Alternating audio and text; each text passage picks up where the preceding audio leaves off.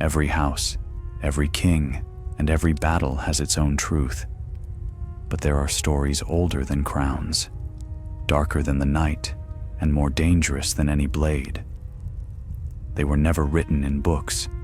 They were whispered to fire, to the trees, and to the dead gods. And today, we dare to uncover one of them.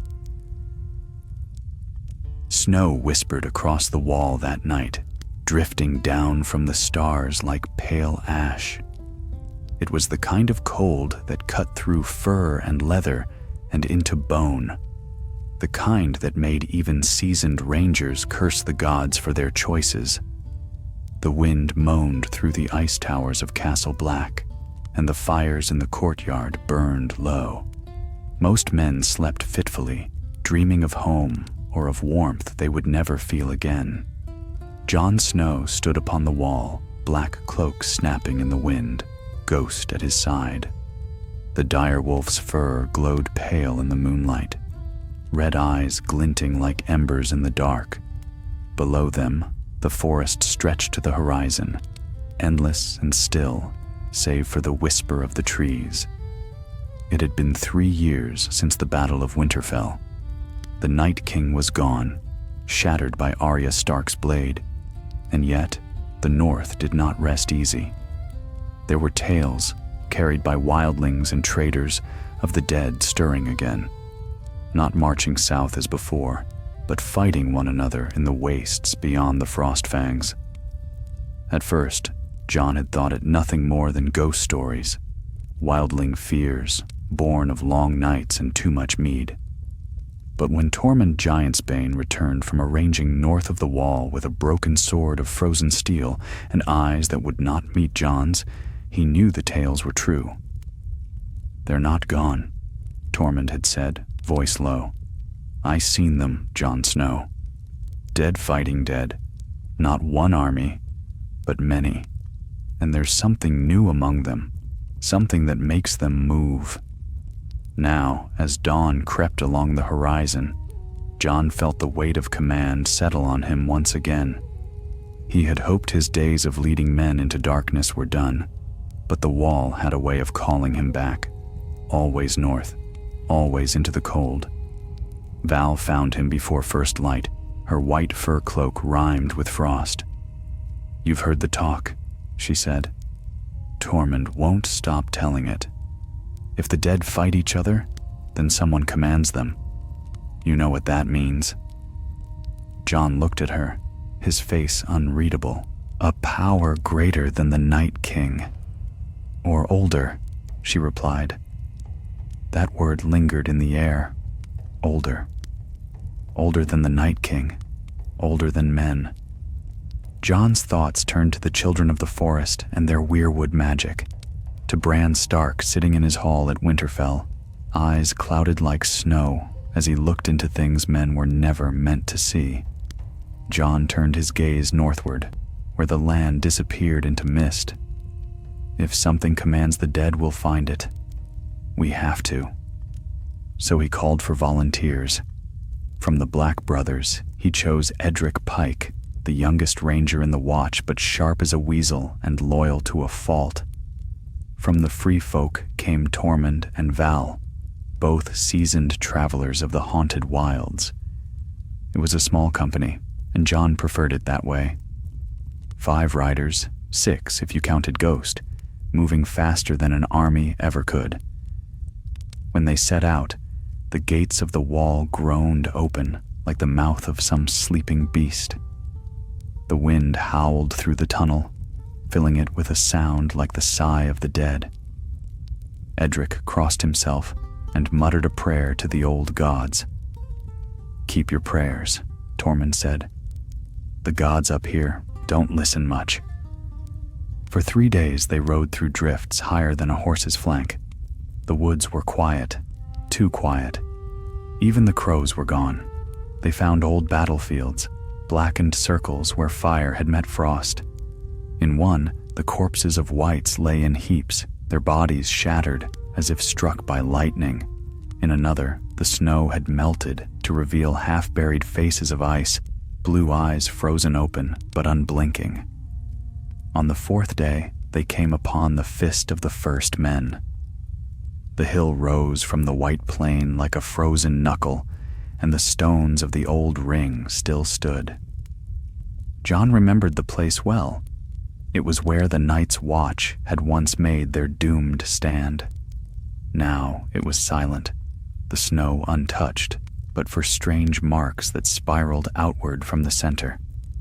Edric knelt to study them. These lines, they're not made by men or horses. No, Val murmured, they're roots. Indeed, beneath the snow they could see the pale threads of something that looked like wood, but pulsed faintly with blue light. They traced the lines to the heart of the hill, where a single weirwood stood, or what was left of one. The tree had been split clean down the middle, as if by some fiery blade. Its carved face wept sap like frozen tears, and from the crack between its halves came a faint humming sound. Jon felt it before he heard it, a thrum in the air, deep and cold, like the beat of a heart buried under the ice. "Step back," he warned, drawing Longclaw. But before anyone could move, the sound swelled. The wind picked up, swirling the snow into a blinding storm. The roots beneath their feet began to glow brighter, and for a heartbeat, the dead faces in the ice seemed to turn toward them. Then came the voice. It was not loud, nor human, but it filled the air all the same, a whisper that carried the weight of centuries. "Who dares? Wake us!" Ghost snarled, hackles raised, and the blue light flared. For a moment, Jon thought he saw figures moving in the snow, small, sharp-featured shapes, neither man nor beast, children of the forest. But when the storm subsided, they were gone. Only the broken weirwood remained, humming faintly, its roots pulsing like veins in the earth. Tormund spat into the snow. "I don't like this, Jon Snow. The dead don't speak unless something gives them tongue." Jon sheathed his sword slowly. "Aye," he said, and something just spoke through them. The wind carried no sound now, only silence. But in that silence lay a promise that whatever controlled the dead was watching them already. And north of the fist, where the mountains met the clouds, something ancient stirred beneath the ice, listening. The company pressed north, into the true wilderness beyond the fist. There were no more paths now, only ridges of ice and shadowed valleys where the cold clung like a living thing. The air itself seemed to hum, as if the wind carried whispers too soft for mortal ears. They traveled single file through the drifts, Ghost padding ahead in eerie silence. Each night they made camp within the lee of a rock or in the hollow of a frozen tree, kindling their fires small and swift. Even flame seemed uneasy in that land. The wood burned blue, and the smoke rose straight upward, vanishing into the dark without trace. Tormund told tales by the fire to keep the night from swallowing them whole. Tales of giants turned to ice, of gods that walked in mist. Val listened without expression, but Jon could see the fear flickering behind her calm. The wildlings knew these lands better than any man of the Watch. When they were afraid, something was truly wrong. On the sixth day, they came upon a ruined village half buried in snow. The huts were long collapsed, but signs of struggle remained. Blackened spears, bones scattered like seeds across the frost. In one hut, Edric found a frozen corpse clutching a dragon-glass dagger. Its throat had been cut cleanly. "Wildlings?" Edric asked, though his voice trembled. "No wildling did this," Val murmured. "Look at the eyes." The corpse's eyes were white, not blue nor brown, but the milky pallor of blind stone. Jon crouched beside it, brushing frost from the face. The flesh was dry, leathery, untouched by decay. "It's as if death won't take them," he said softly. They found more bodies as they searched, some standing upright as though frozen mid-motion, others locked in combat. A mother and child lay entwined before a half-burned hearth, the snow around them undisturbed. Jon felt unease gnawed in his chest. "Whoever controls the dead now, they do not march for war," he said. "They gather." Tormund grunted. "Aye, and I'd rather not be what they gather next." They pressed onward, leaving the village behind. The path wound upward through steep ravines where icicles hung like teeth and frost cracked beneath their boots with sounds like breaking glass. It was on the 7th night, under a sky veiled by green fire, that Ghost stopped suddenly and growled. The dire wolf's fur bristled, his red eyes fixed upon the darkness ahead. "Something's there," Edric whispered, hand going to his sword. Jon raised a hand for silence. "Show yourself," he called. The wind answered first, then a figure stepped into view. She was small, cloaked in furs the color of ash, her skin pale as moonlight. Her eyes, when the firelight reached them, gleamed faintly green. Val drew her knife. "Child of the forest," she hissed. The creature did not deny it. "You tread where men were never meant to walk," she said. Her voice was soft, yet it carried through the air like the chime of distant glass. "The wall fell, but still you come north. Still you disturb the balance." Jon stepped forward cautiously. "We seek answers. The dead move again. Someone commands them." The child tilted her head. "And you would stop them?" "Yes. Then you are already too late." The words struck like a blade. Jon's breath misted in the air between them. "What do you mean?" The child's eyes flicked to the horizon, where the mountains loomed black and endless.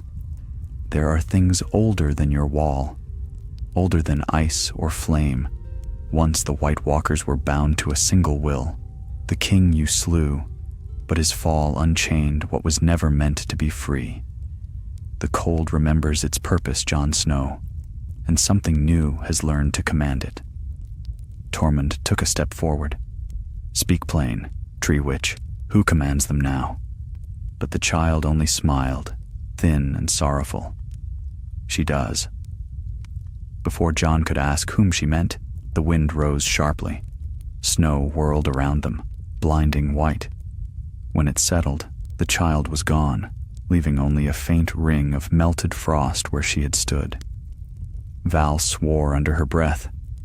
"I told you, older than men, older than the wall." Jon's thoughts churned. She. The word echoed in his mind. Some being had taken the Night King's place, or worse, something had always waited, biding its time beneath the ice. They made camp in silence that night. The fire burned low, and the aurora shimmered faintly above. Jon lay awake, staring into the cold stars. Sleep would not come. He kept thinking of Bran, the boy who had become the three-eyed raven. If the children were involved, Bran might know. But Bran was far away, and the danger was here now, pressing closer with every gust of wind. Sometime near dawn, Ghost stirred again, ears pricking. Jon rose quietly and followed his gaze. Across the plain, half veiled by mist, stood figures. At first he thought them trees, but they moved. There were 6, maybe 7, tall shapes cloaked in frost, their eyes glowing faintly blue. White Walkers. Jon's hand went to Longclaw, though he knew the futility of steel. He whispered for Val and Tormund, who rose wordlessly. The shapes did not advance nor retreat. They simply watched. Then, as the first gray light touched the sky, the figures turned in unison and vanished into the mist. Tormund spat. "They're hunting us." "No," Jon said, voice grim. "They're leading us somewhere." And so they followed. Against all sense, they followed the path the White Walkers had taken, drawn by a force none of them could name. The trail led through a gorge where ice hung like curtains, then into a cavern hidden behind a waterfall of frozen mist. Inside, the air shimmered with pale light.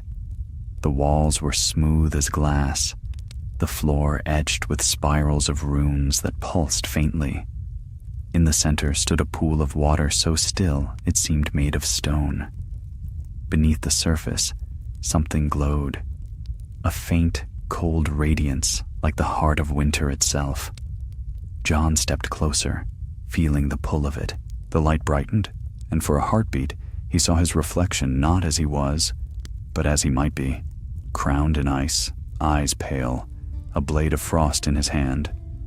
He stumbled back, breath caught in his throat. "What is it?" Edric asked. Jon shook his head. A memory, or a warning. Before he could speak again, the air around the pool rippled. From its depths, a figure rose, tall and slender, robed in frost. Her hair was white as snow, her skin faintly blue, and her eyes gleamed like frozen stars. "You seek the master of the dead," she said. "Behold her." Tormund cursed and drew his axe, but his breath froze midair, turning to crystals. None could move. The woman's gaze swept over them, calm and terrible. "I am the Cold Seer," she whispered, "the last voice of the forest.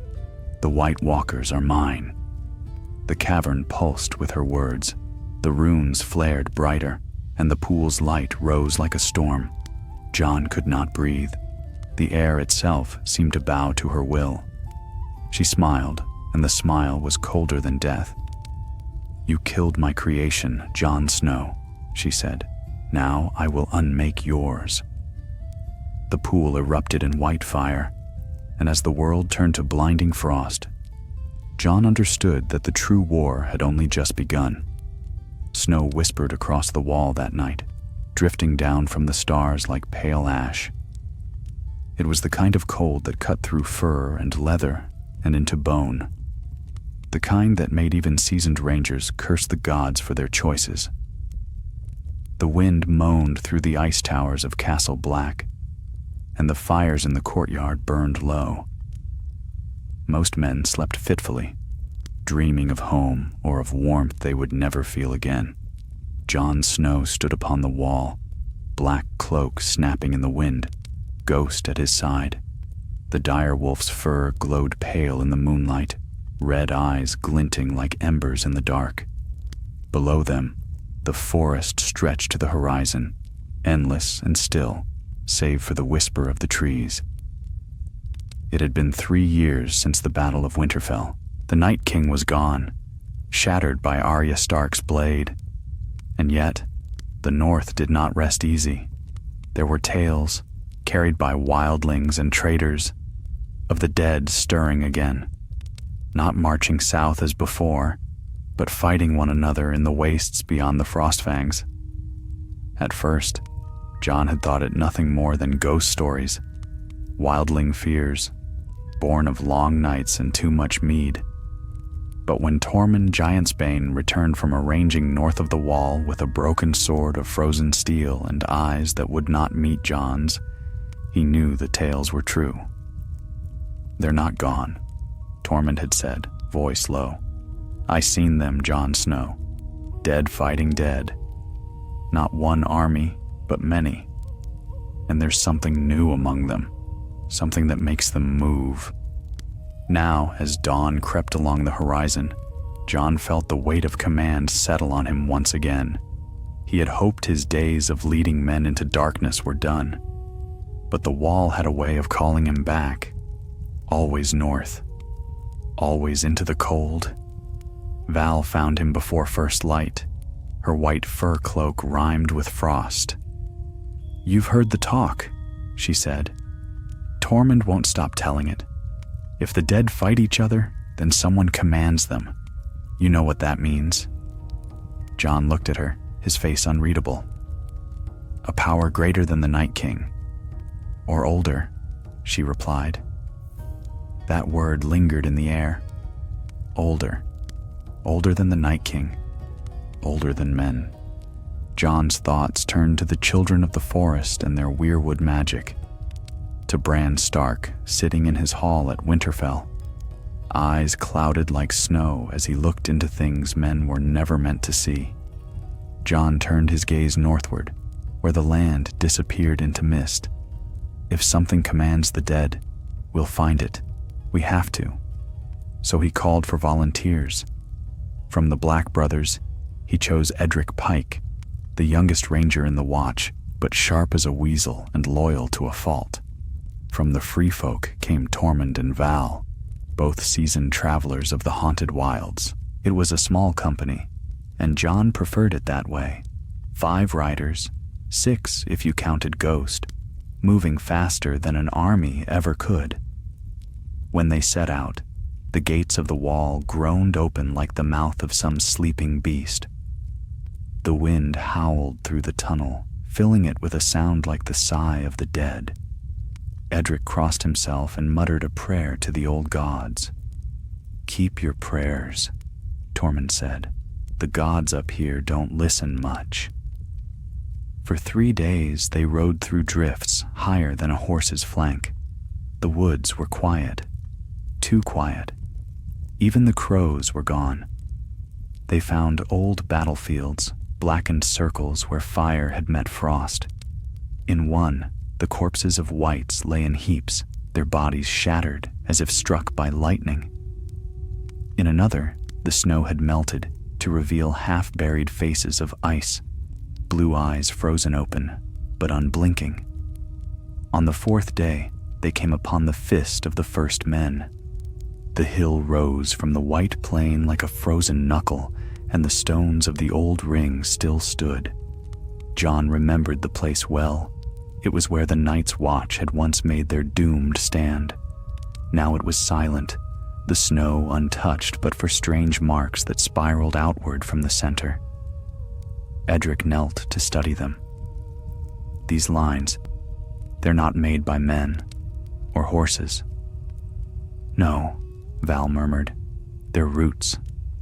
Indeed, beneath the snow they could see the pale threads of something that looked like wood, but pulsed faintly with blue light. They traced the lines to the heart of the hill, where a single weirwood stood, or what was left of one. The tree had been split clean down the middle, as if by some fiery blade. Its carved face wept sap like frozen tears, and from the crack between its halves came a faint, humming sound. Jon felt it before he heard it, a thrum in the air, deep and cold, like the beat of a heart buried under the ice. "Step back," he warned, drawing Longclaw. But before anyone could move, the sound swelled. The wind picked up, swirling the snow into a blinding storm.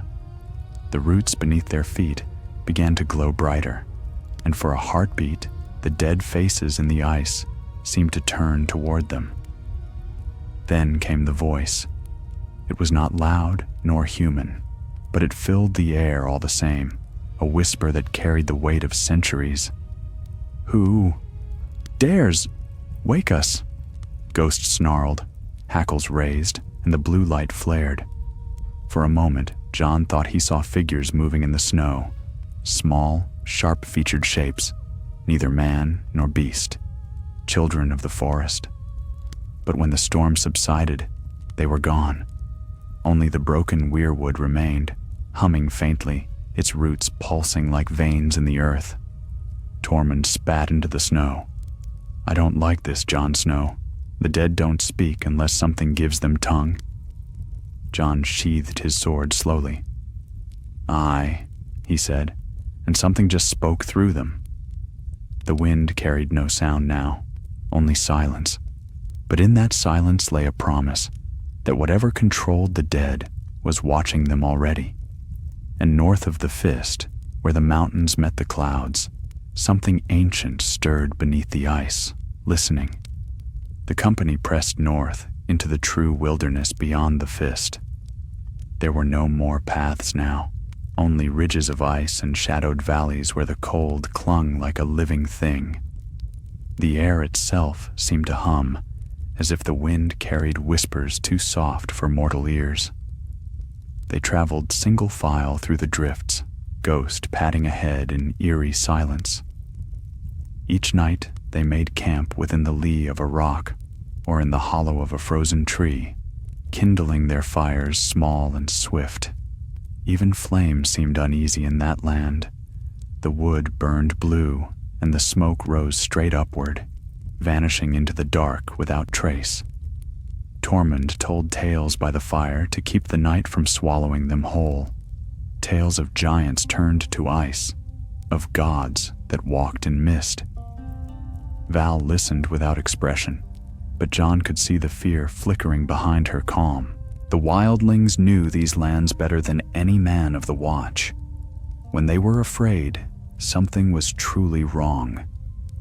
On the 6th day, they came upon a ruined village half buried in snow. The huts were long collapsed, but signs of struggle remained. Blackened spears, bones scattered like seeds across the frost.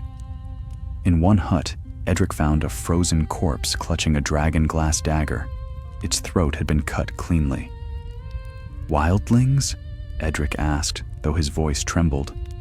"No wildling did this," Val murmured. "Look at the eyes." The corpse's eyes were white, not blue nor brown, but the milky pallor of blind stone. Jon crouched beside it, brushing frost from the face. The flesh was dry, leathery, untouched by decay.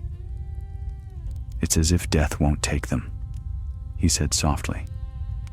They found more bodies as they searched, some standing upright, as though frozen mid-motion, others locked in combat. A mother and child lay entwined before a half-burned hearth, the snow around them undisturbed. Jon felt unease knot in his chest. "Whoever controls the dead now, they do not march for war," he said. "They gather." Tormund grunted. "Aye, and I'd rather not be what they gather next." They pressed onward, leaving the village behind. The path wound upward through steep ravines, where icicles hung like teeth and frost cracked beneath their boots, with sounds like breaking glass. It was on the 7th night, under a sky veiled by green fire, that Ghost stopped suddenly and growled. The direwolf's fur bristled, his red eyes fixed upon the darkness ahead. "Something's there," Edric whispered, hand going to his sword. Jon raised a hand for silence. "Show yourself!" he called. The wind answered first, then a figure stepped into view. She was small, cloaked in furs the color of ash, her skin pale as moonlight. Her eyes, when the firelight reached them, gleamed faintly green. Val drew her knife. "Child of the forest," she hissed. The creature did not deny it. "You tread where men were never meant to walk," she said.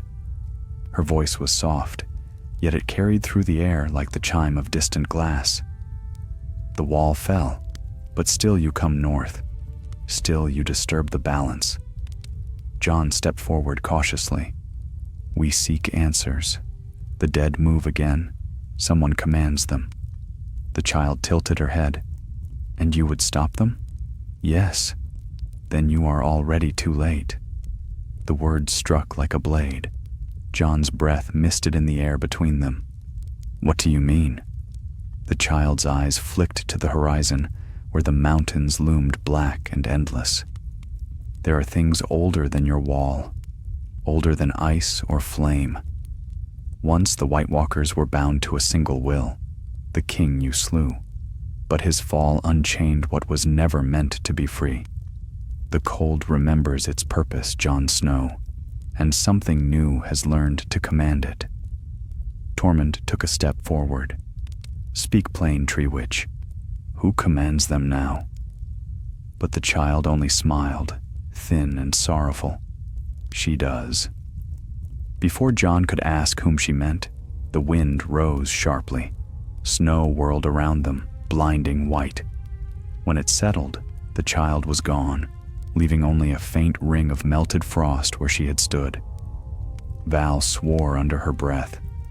"I told you, older than men, older than the wall." Jon's thoughts churned. She. The word echoed in his mind. Some being had taken the Night King's place, or worse, something had always waited, biding its time beneath the ice. They made camp in silence that night. The fire burned low, and the aurora shimmered faintly above. Jon lay awake, staring into the cold stars. Sleep would not come.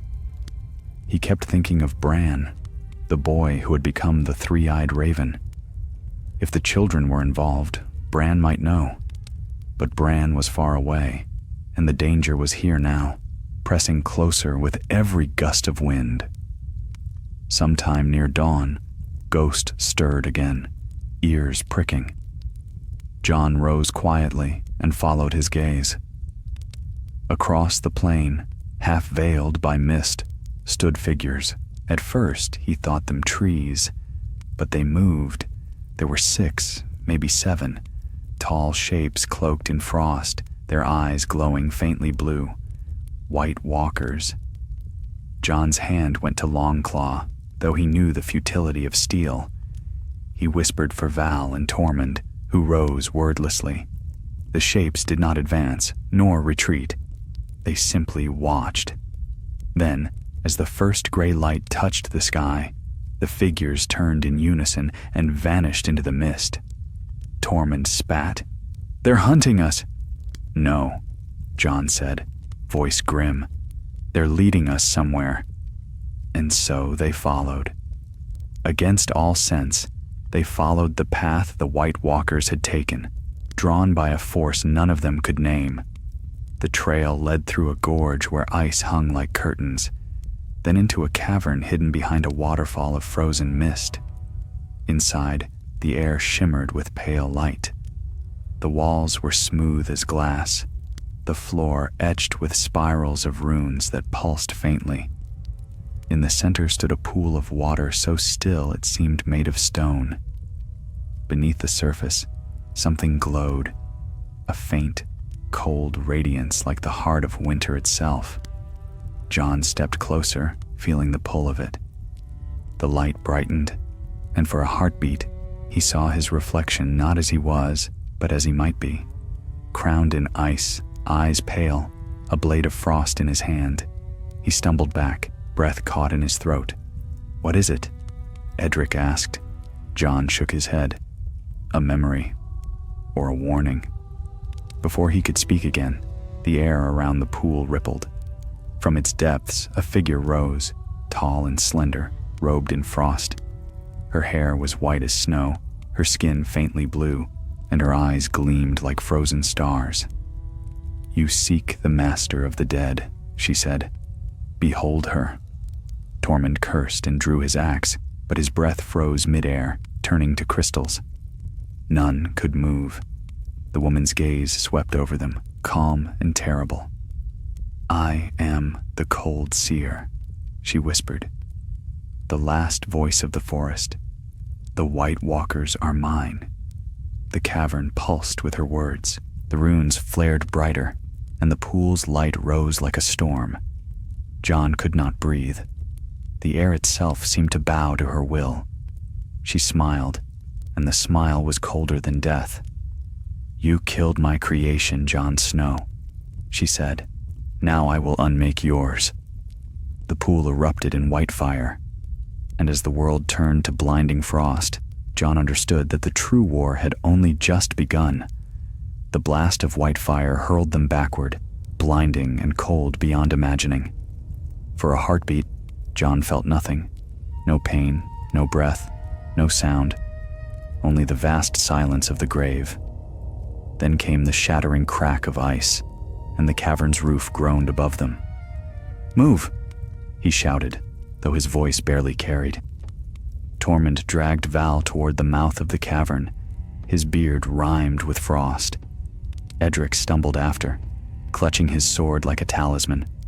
Ghost circled, snapping at shards of ice that seemed to move of their own accord, writhing across the ground like living frost. The Cold Seer's laughter followed them, soft and distant. "Run, little wolves. Run from winter itself." The cavern collapsed behind them as they fled, the sound echoing through the gorge like thunder. When they finally burst into open air, the storm had risen. Snow swept across the plain in sheets so thick they could barely see one another. Jon pressed a hand to his chest, trying to steady his breathing. His heart felt sluggish, as though ice had crept into his veins. "She's no White, no Walker either," he said between gasps. "Something older, something worse." Val nodded, face pale. "The children made her. I know the old tales. A weaver of souls, they called her. The one who bound the first walkers to her will before they turned against her. And now she's free again," Tormund muttered. "7 bloody hells." They pushed on through the blizzard until they found shelter beneath an overhang of rock. There, with what little dry wood they had left, they lit a fire. The flames sputtered, struggling against the cold that seemed to swallow light itself. Edric sat shivering beside it, eyes wide. "Why us?" he said. "Why send us north? We can't fight something like that." Jon looked into the flames. "Because if we don't, no one will."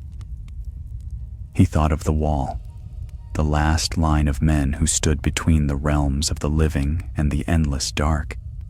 He thought of Samwell Tarly at Old Town, of Bran in Winterfell, of Sansa ruling a fragile peace. None of them knew what had awakened in the far north. If they failed to stop it, there would be no warning before the dead came again. That night, Jon dreamed. He stood in the heart of the cavern once more, before the pool of glass, but now it showed no reflection, only darkness. From that black mirror rose faces, thousands of them, their eyes pale and pleading. "Help us," they whispered. The cold seer stood behind them, her hair flowing like smoke. "They are mine," she said. "Every man who dies north of the wall returns to me. Their souls feed my frost." "Why?" Jon demanded. "Why do this?" Her smile was sad, almost human. "Because men took the forest, burned it, hunted us until only whispers remained. You broke the balance. I restore it." Jon reached for his sword, but his hand turned to ice before his eyes. She touched his chest with one slender finger, and pain lanced through him. "You carry his mark still," she whispered. "The Night King's touch. It binds you to me now." He woke with a cry, heart hammering. Ghost was beside him, low and tense. The fire had burned down to embers, and faint blue light shimmered on the snow outside the shelter. "Up!" Jon hissed. "We're not alone." Shapes moved in the storm, dozens of them, gliding through the white like ghosts. Whites. They came in silence, eyes burning faintly, weapons of ice and bone clutched in their hands. Tormund bellowed and swung his axe as the first broke through the snowbank. Val loosed a dragonglass spear, the black point shattering a white skull. Edric darted in with steel, though it was useless against such foes. Jon drew Longclaw and met the charge head-on. The battle was chaos, steel against ice, flame against cold.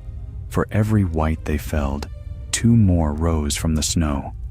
Ghost leapt among them, tearing throats and limbs, but even the direwolf was forced back. Then Jon saw her again. At the edge of the storm, half veiled by snow, the cold seer watched. Her arms were raised, and the whites moved with her gestures as if they were puppets. Rage flared within him. He broke free of the fight, charging toward her through the drifts. The storm thickened with every step. She did not retreat, merely tilted her head as he approached. "You cannot kill what was never alive," she said, her voice clear even over the wind. Jon swung Longclaw in a wide arc. The blade struck her form and passed through as if she were made of mist. She smiled. "You bear his shadow. That is your curse. You are kin to the dead Jon Snow." Pain seared his chest again, The mark she had touched in his dream now burned beneath his skin. For an instant, he saw visions, an army of blue-eyed dead stretching to the horizon, and himself among them, standing beside her throne of ice. With a shout, he plunged Longclaw into the snow and called out the only name that came to him. "Bran, if you can hear me, help us." The storm faltered, just for a breath. The wind shifted and the cold seer's smile vanished. Her gaze darted skyward, as though sensing something distant and unseen. Then she dissolved into frost, vanishing in a swirl of snow. The whites collapsed where they stood, lifeless once more. Jon sank to his knees, chest heaving. The others gathered around him, wounded but alive. "She's gone," Val said, scanning the horizon. "No," Jon whispered. "Not gone. She was pulled away." Tormund frowned. "Pulled where?" Jon looked north, where the mountains clawed at the clouds. "There's a place beyond the Frostfangs, the heart of ice, the children's last stronghold. If she's gathering her power, that's where she'll be." Val's eyes widened. "No one who goes there returns. Then we'll be the first." They buried their dead, burned what they could, and pressed onward once more. Each step northward felt heavier, as if the land itself sought to drag them back. The cold deepened. The sky grew darker, until even the stars vanished behind veils of gray. One night, as they camped within a cleft of frozen stone, Edric spoke in a trembling voice. "If she's bound to the Night King's magic, maybe we can use the same fire that killed him." "Dragonglass won't be enough," Val said. "We'd need true dragon flame, and there's none left in the world." Jon stared into the fire. "Not all fire comes from dragons," he murmured. "There's another kind, the fire of the old gods." Tormund barked a laugh. "You mean trees? You'll burn her with trees?" Jon's gaze was distant. "The weirwoods are older than the children. Their fire isn't one you see. It's the light in their roots. The cold seer used it once to make the walkers. Perhaps it can unmake them too." No one spoke after that. The plan was madness, but so was everything north of the wall. As the days passed, the land changed around them. The snow became glassy, the ground hard as iron. Once they saw the shapes of great beasts frozen mid-step, mammoths, bears, and even giants, all turned to crystal by some long-past storm. And finally, after 9 days' journey, they saw it, the heart of ice. It rose from the plain like a mountain sculpted by gods, its spires glittering blue, its sides sheer and smooth. A faint light pulsed from within, slow and rhythmic, like a heartbeat. Jon felt it at once, the same hum that had shaken the weirwood at the fist of the first men. "The cold seer is there," he said quietly. Tormund hefted his axe. "Then let's finish this." They stood before the mouth of the fortress as the wind screamed around them. The air smelled of snow and blood, and deep within the ice, something vast stirred awake. Jon's hand closed on Longclaw's hilt. His breath smoked in the frigid air. "Whatever happens," he said, "we end it here." And together they stepped into the mountain of glass, into the heart of winter itself. The passage into the mountain was narrow, a jagged wound carved through solid ice. Pale light shimmered along its walls, bending and shifting like breath trapped in crystal. Each step echoed faintly, swallowed by the vast cold. The air smelled of iron and snow. Jon led the way, Ghost padding silently at his heels. Behind came Val, her white furs ghost-like in the dim glow. Then Tormund and Edric with their torches. The flames flickered weakly, throwing long shadows that seemed to move even when they did not. "This place isn't made by hand," Val murmured. "The cold seer shaped it through magic. You can feel it in the air." Jon could indeed. Every inch of the ice pulsed faintly, as though veins of power ran beneath the surface. The hum they had heard outside grew stronger the deeper they went, until it became a rhythm in their bones. The heartbeat of the mountain. The tunnel opened suddenly into a vast cavern. They stood at the edge of a frozen lake that gleamed like glass, smooth and black, stretching into the darkness. Above it hung stalactites of pure crystal, glowing with a pale inner light. At the center of the lake rose a pillar of ice shaped like a great tree, its branches spreading wide and curling back upon themselves. Within its trunk glimmered faces, dozens of them, old and young, twisted in silent agony. Tormund spat into the snow. 7 bloody hells. That's no tree. It's a weirwood, Val said softly, her voice trembling. A dead one, turned to ice. The cold seer's heart is bound to it.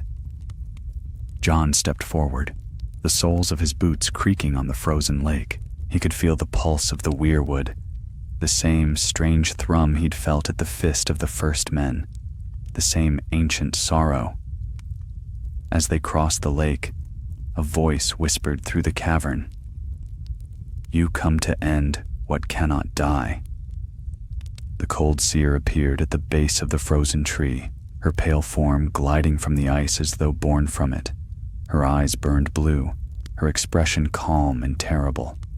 Jon raised Longclaw, the blade catching the faint light. "This ends here." She tilted her head, almost pitying. "You still do not understand. The Night King was my creation, yes, but his death freed me. The power that once bound him now flows through the weirwoods, through every root that touches the frozen earth. I command the cold because I am the memory of the world before fire." Tormund lifted his axe. "You talk too much." He charged, roaring, but before he could reach her, the ice beneath him cracked. Frost burst upward like spears, throwing him back. The cold seer did not move. With a gesture, the lake erupted.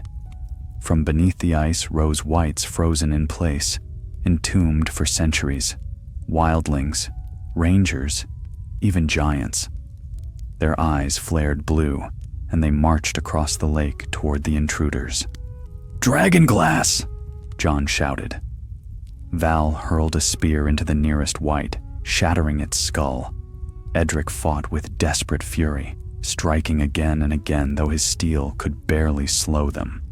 Ghost tore into the dead with savage strength, scattering limbs across the ice. Jon faced the seer.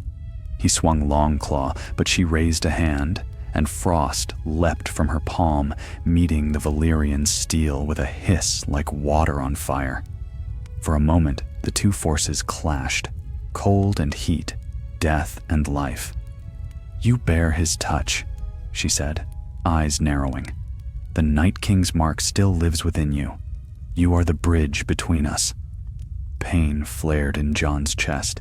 He fell to one knee, gasping as icy tendrils crept across his skin. He saw flashes again, visions of himself leading an army of the dead, his eyes pale, his heart still. "No," he growled. "I'm not yours." He plunged Longclaw into the ice beneath him. The blade flared white, brighter than flame, and cracks spread across the lake. The wights faltered, stumbling. The seer's expression changed for the first time. "Impossible!" The cracks widened, glowing from within. Val shouted, "Jon, the roots! The light comes from the roots!" Jon saw it then, the faint red glow beneath the ice, the same as the heart of a weirwood. The cold seer had bound her power into the tree, but the weirwood was still alive somewhere deep below, fighting against her frost. He rose, summoning what strength remained. "You say you command the cold," he said, "but even ice melts before fire." He drove Longclaw into the frozen trunk of the weirwood. The Valyrian steel pierced deep, and from the wound burst light, not blue, but red, pulsing like blood. The cavern shook. The whites screamed as the glow spread through the ice, turning the lake into molten crystal. The seer cried out, her voice echoing in fury. "You dare!" Jon turned to her. "The forest remembers too." The light surged upward, swallowing her in crimson fire.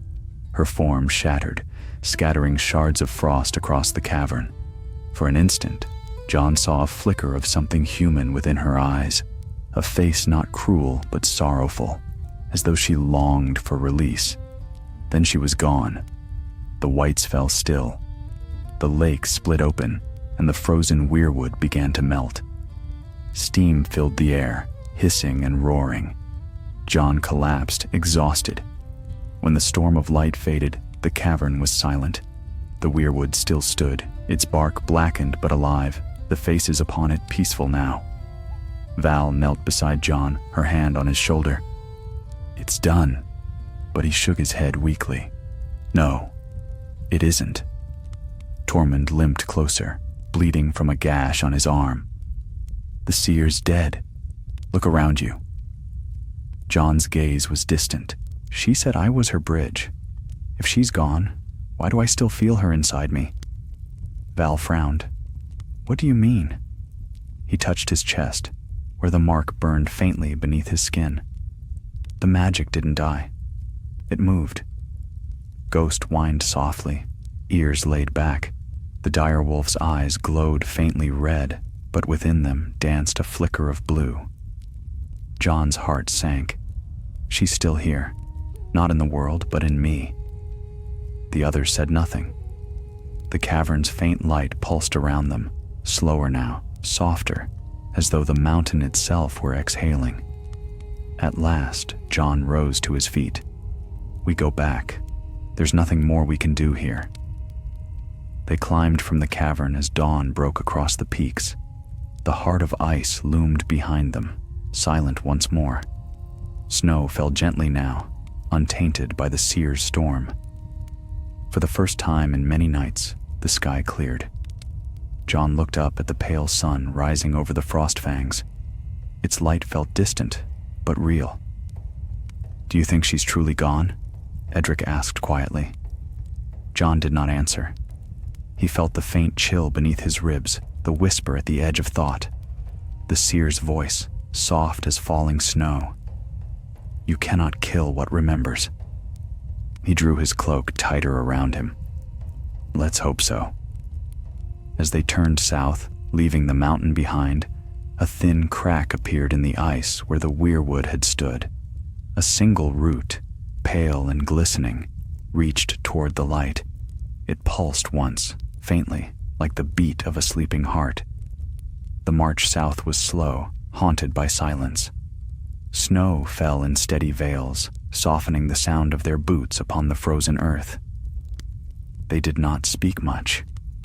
What words could they find for what they had seen? Behind them, the heart of ice faded into the mist, its spires swallowed by cloud and distance. Yet Jon could still feel it, as if a thin thread bound his heart to that place, drawing faintly with each beat. At times he thought he heard her whisper again, too soft to name, like wind moving through dead leaves. Tormund was the first to break the quiet. "We lived," he muttered, almost in disbelief. "Never thought I'd see the day I'd outlast an ice witch."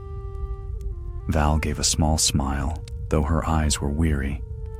"You outlasted her, aye, but she left her mark all the same. The land's colder now. You feel it too." Jon nodded. The wind itself had changed. Once, it carried the sharp bite of winter. Now it bore something heavier, more ancient, a sorrow that clung to the skin. At night, they camped beneath the bare branches of the haunted forest. The trees here grew thin and colorless, their bark pale as bone. The fires they lit burned low and blue, refusing to give warmth. Edric was restless. He turned in his furs, glancing toward Jon every few moments. "You've been quiet since the cavern," he said finally. Jon's gaze stayed on the flames. There's nothing left to say. There's something, Edric pressed. When we left that place, your eyes, he hesitated. They flashed, just for a moment. Blue. Tormund froze mid-bite. Val's hand drifted to her knife, though she did not draw it. Jon felt the eyes of the company upon him. The silence that followed was heavier than snow. It's the mark, Jon said at last. The one she gave me before she died. I thought her power burned out with the tree. But it didn't. It moved into me. Val frowned. You should have told us sooner. What would you have done? Jon asked quietly. Leave me there to freeze? Kill me? Tormund scowled. If you start growing ice for eyes, I'll swing first, Snow. But till then, you're still the one who got us this far. The tension broke, if only slightly. Val leaned forward. If her power lives in you, maybe it can be used. If she commanded the dead, perhaps you can unbind them. Jon shook his head. You think I haven't tried? Each night I feel them, shadows stirring at the edge of my mind. They don't listen. They only wait. He looked into the flames. In their light, he saw again the faces beneath the frozen lake, the White's hollow eyes, the Seer's sorrowful smile. You cannot kill what remembers. They broke camp before dawn, continuing south through the endless white. The days blurred together, marked only by the slow dimming of their strength. Food grew scarce. Frost claimed 2 of their horses, leaving them to march on foot. Yet even as they grew weaker, strange things began to happen. The weather shifted around Jon.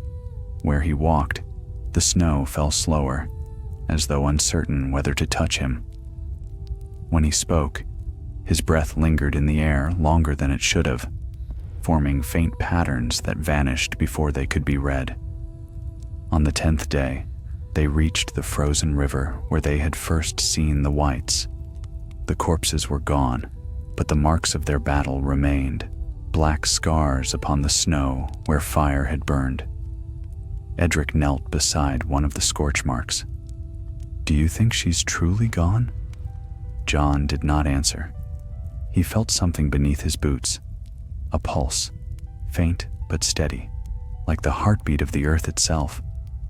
That night, the dreams returned. He stood again before the icy weirwood, but this time the cavern was gone. The tree rose in a field of stars, its branches reaching into an endless dark. Beneath its roots stood the cold seer, her pale eyes watching him. You bear my legacy, she said softly. Do not fear it. The world of men has forgotten what waits in the cold.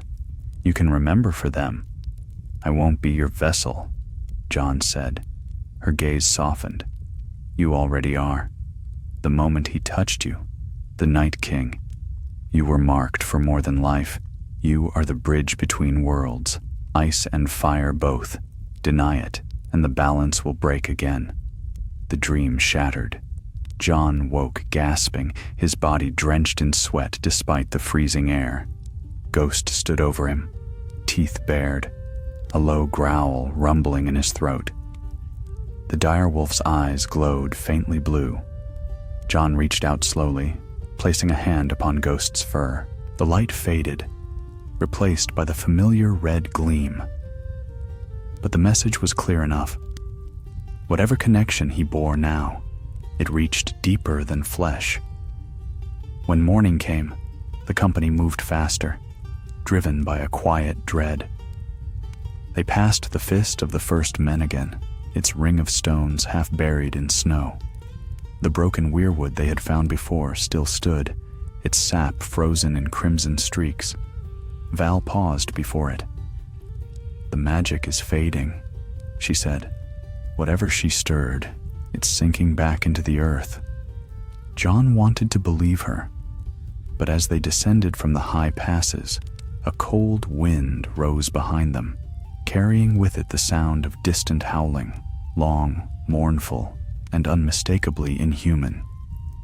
By the time they reached the wall, Night had fallen. Castle Black loomed dark against the snow, its watchfires dim. A horn sounded once from the ramparts, signaling their return. The brothers of the Night's Watch came to meet them, faces pale with awe and disbelief. Few had expected Jon Snow to return at all. Inside the hall, they were greeted by Maester Orwyn, an old man with hands too shaky for writing. He examined their wounds, his eyes widening when he saw the faint blue veins spreading from the scar on Jon's chest. "What manner of wound is this?" the Maester whispered. Jon buttoned his tunic. "A reminder." Later, alone in his chambers, Jon stood before the fire. The flames reflected in his eyes, red and gold, but when he blinked, for an instant they gleamed blue once more. Ghost lay beside the hearth, restless.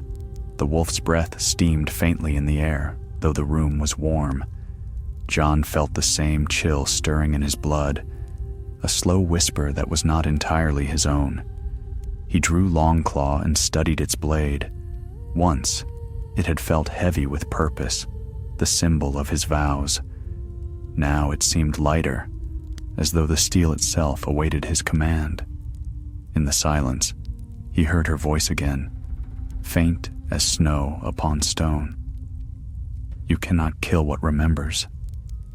Jon lowered the sword. "Then I will make it remember me," he murmured. He stepped to the window. Beyond the wall, the night stretched vast and white, untouched by moon or star. Somewhere out there, the cold still moved, slower, weaker perhaps, but not gone. He would stand watch.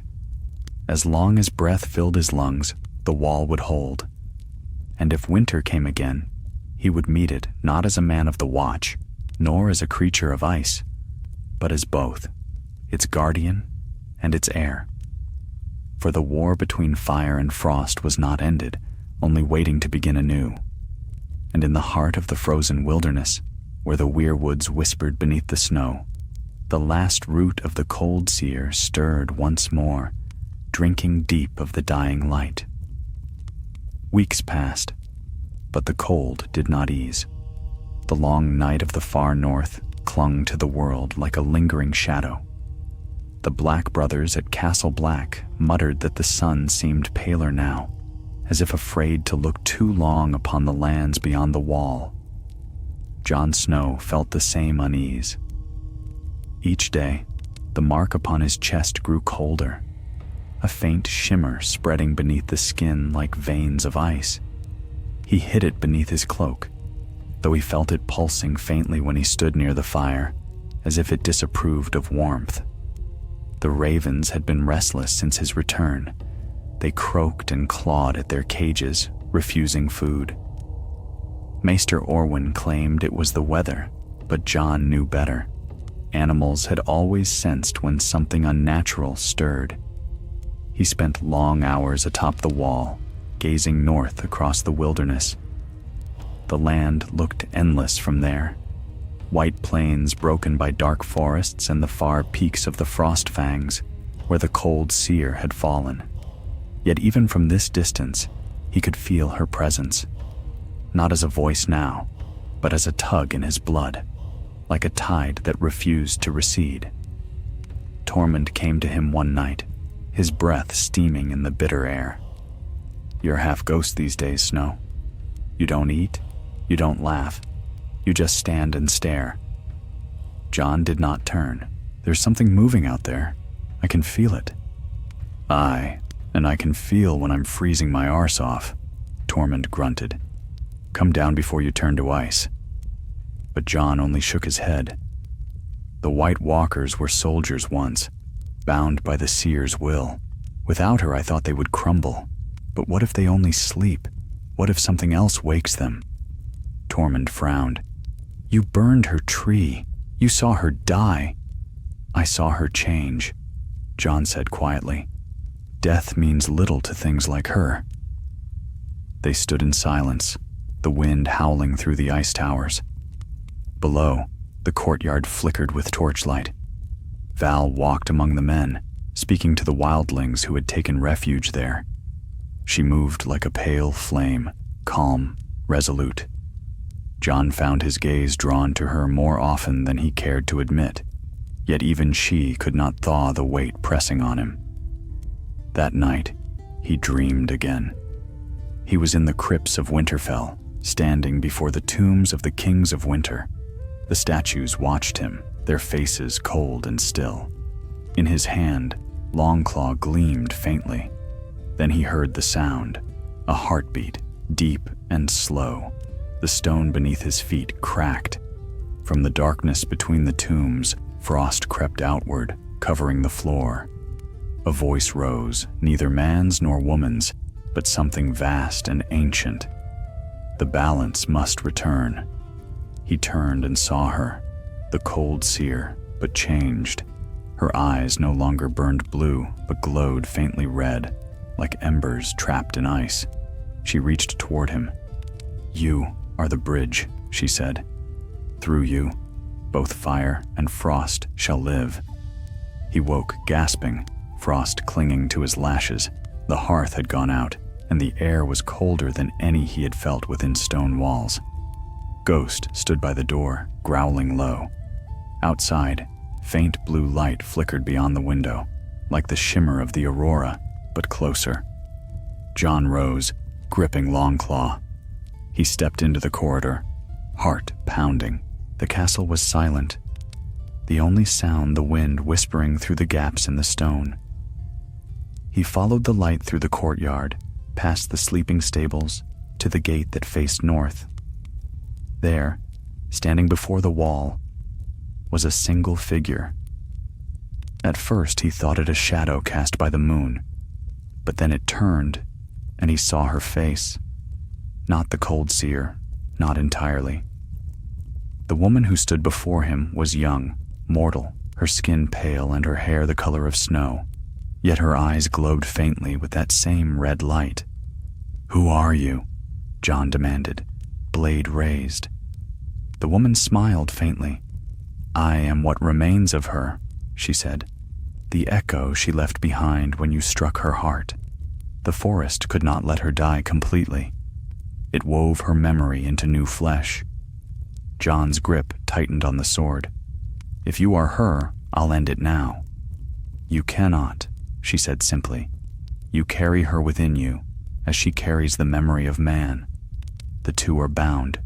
To kill me would be to unmake yourself." Jon took a step closer. "What do you want?"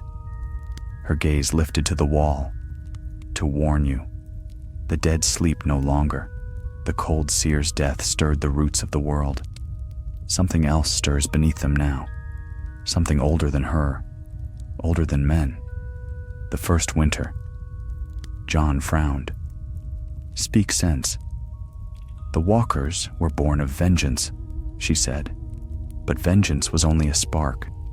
Before the seer, before even the children, there was the cold heart, the source of all winter's breath. It feels your mark now, Jon Snow. It knows what you are." Before he could reply, she reached out and touched his chest. The cold mark flared bright beneath his clothes, burning like frost fire. For an instant, the world spun. The courtyard vanished, and he stood amid endless ice, a pale wasteland stretching forever. At its center towered a shape of impossible size, a heart of ice, vast and pulsing, embedded within the world itself. It beat slowly, and with each pulse, waves of cold spread outward across the land. A whisper filled his mind. "Come north." Jon gasped and stumbled back. The woman was gone. Only snow remained where she had stood. He dropped to his knees, his breath ragged. The mark on his chest still glowed faintly through the fabric. Ghost pressed close, whining softly. When dawn came, he gathered Tormund, Val, and Edric in the hall. "It isn't over," he said. "There's something deeper, something older than the seer. She was only a fragment of it. The true source lies further north." Tormund slammed his cup down. "You're mad, Snow. You'd chase ghosts until the end of the world? If the dead rise again, "We'll have no wall strong enough to hold them," Jon replied. "Whatever this cold heart is, it calls to me. If I can reach it, maybe I can stop it." Val's eyes were hard. "Or it will claim you, as it claimed her."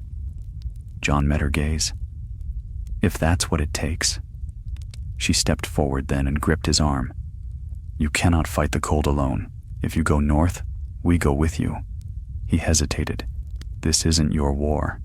"It is now," Tormund said. "I've no taste for dying in bed. Better to face whatever comes with steel in hand." Jon nodded once. "Then we leave at first light." The meeting ended, but Val lingered as the others departed. "You know this road may never end," she said quietly. Jon looked toward the wall, where the dawn light bled across the ice.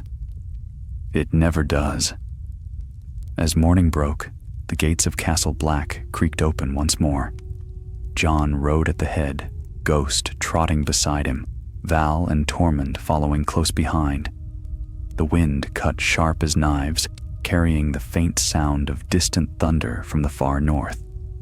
Beneath his cloak, the mark on Jon's chest throbbed in rhythm with the earth itself, guiding him onward toward the unseen source of winter's power. And far beyond sight, beneath the endless plains of frost, something vast began to stir. A slow awakening, ancient as the first snowfall. Its heartbeat echoed faintly through the ice. One pulse, then another. Waiting, the wind beyond the wall had teeth. It bit at the flesh and howled through every seam of their furs, as if the land itself meant to strip them bare. Each step northward drew them into a deeper silence.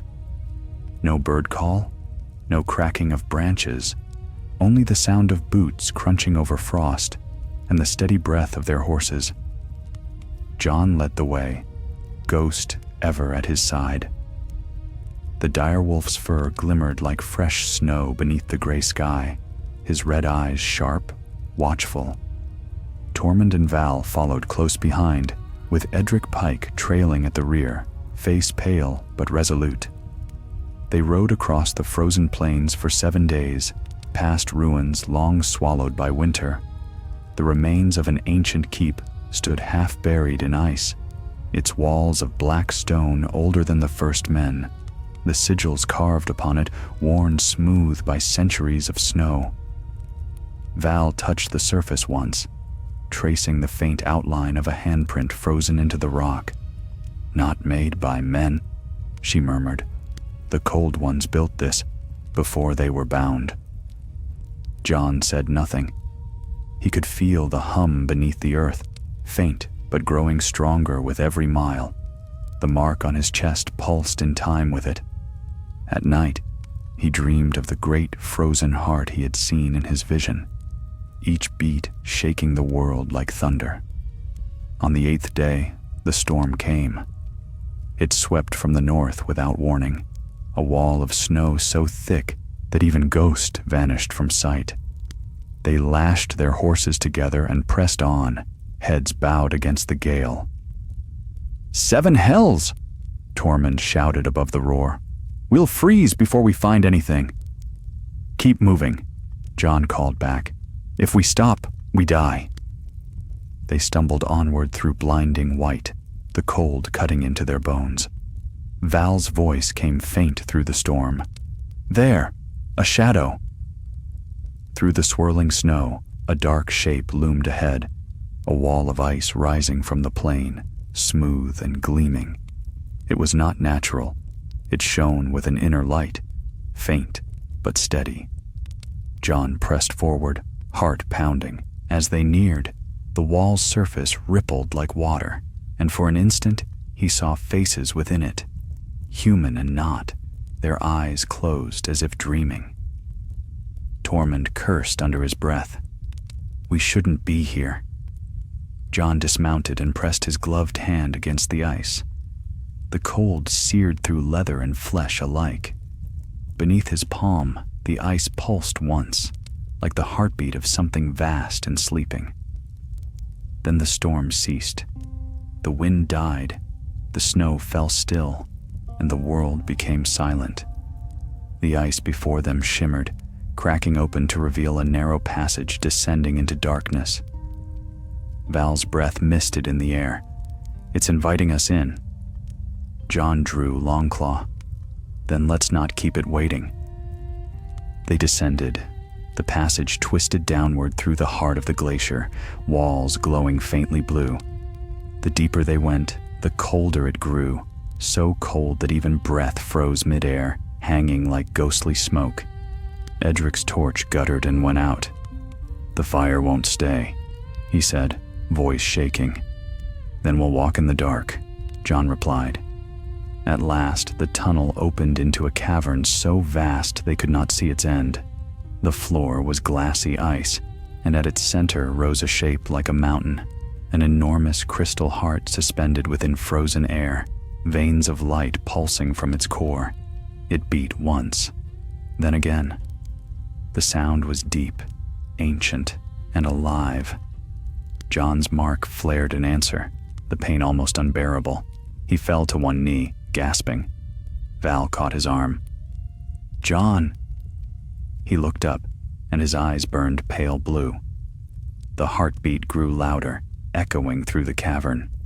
Frost crawled across the walls, and from the shadows, shapes began to stir. Whites, entombed in the ice, breaking free one by one. They rose in silence, eyes glowing with cold fire. "Back!" Tormund roared, swinging his axe. He shattered the first that came near, but 10 more advanced to take its place. Val hurled her spear, piercing another's skull. "Jon, what is this place?" Jon could barely hear her. The pulse in his chest answered the heart before him. He felt its rhythm merging with his own. The same power that had once belonged to the cold seer, now binding him to something older still. A voice filled the cavern, deep and slow as winter's breath. "You bear her gift. You are the bridge she promised. Through you, the world will remember the cold." Jon staggered to his feet, shaking his head. "I'm not your vessel." "You are mine," the voice rumbled. "The flame cannot burn forever. All things return to frost." The whites advanced, their blades of ice clattering against stone. Tormund and Val fought beside him, but it was hopeless. For every white they felled, 2 more rose from the frozen floor. Then the heart pulsed again, brighter now, blinding white. The light struck Jon full in the chest, and suddenly he was no longer in the cavern, but standing amid endless darkness. Before him loomed the great frozen heart, its surface clear as glass. Inside it, he saw visions, glimpses of ages long forgotten. He saw the first children of the forest kneeling in snow, their hands stained with blood as they shaped men of ice with dragon glass and sorrow. He saw the Night King born from their ritual, his scream echoing across time. He saw the cold seer binding them to her will, and beyond her, the heart of winter itself, watching, waiting. "You made all this," Jon said softly. "You made them." "I made everything that endures," the voice replied. "The warmth of men fades, the fire dies, but the cold remains. You cannot destroy me. You are me." Jon clenched his fists. "Then I'll take you with me." He thrust his hands into the ice of the heart. Pain exploded through him, but he did not let go. He felt the frost crawl up his arms, burning colder than fire. Behind him, in the world of the cavern, Longclaw glowed white-hot, bursting into flame. The great heart screamed, a sound like the shattering of worlds. The whites fell motionless, their light extinguished. The cavern shook violently, chunks of ice crashing from above. Val and Tormund dragged Edric toward the exit, shouting for Jon to follow, but he could not hear them. The power of the cold heart coursed through him now, a torrent of light and frost. He saw every snowfall that had ever fallen, every winter that had ever come. He thought of the wall, of Winterfell, of the living who would one day stand in sunlight again. And then he pulled. The light burst outward in a storm of fire and ice, filling the cavern. When it cleared, the heart was gone. Only a great hollow remained, the air still and heavy. Val rose, coughing, her ears ringing. She saw Tormund lying nearby, bruised but alive. Edric stirred weakly. "John?" she called. There was no answer. Ghost stood at the center of the chamber, his fur rimed with frost. In his jaws he held a strip of black cloth, John's cloak. The direwolf's eyes burned red once more, but faint streaks of blue shimmered deep within. Val sank to her knees, staring at the empty space where the heart had been. "He's gone," she whispered. "He's gone, and the cold with him."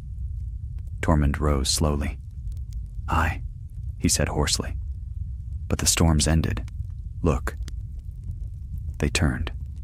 Through the cracks in the cavern's roof, sunlight poured in.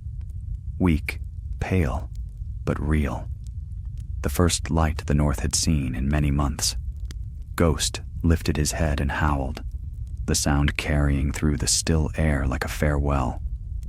And somewhere far beyond the mortal world, in a realm of endless snow and starlight, Jon Snow stood alone before a vast plain of frost. The wind whispered around him, and for the first time, it did not bite. He looked toward the distant glow of the sun and walked forward, neither living nor dead, guardian of the border between flame and frost, bound forever to the memory of winter. When they emerged from the cavern, the storm had passed. The air lay still, heavy with the scent of cold stone and melted snow. For the first time in memory, sunlight touched the frost fangs. The peaks gleamed gold beneath the pale dawn, and the air seemed to tremble with the strangeness of it. Tormund Giantsbane sank to his knees, leaning on his axe. "By the gods," he muttered. "The sun. I'd near forgotten what it looked like."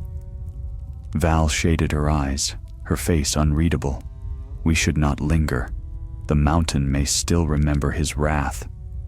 They gathered what strength remained and began the long journey south. Edric Pike rode slumped in the saddle, his arm bound tight from the wounds he'd taken. Ghost padded ahead, silent and watchful, his fur glittering faintly in the new light. John's cloak hung from the direwolf's jaws. None had dared take it from him. They spoke little during those first days. The silence felt holy somehow, heavy with the weight of what had been lost.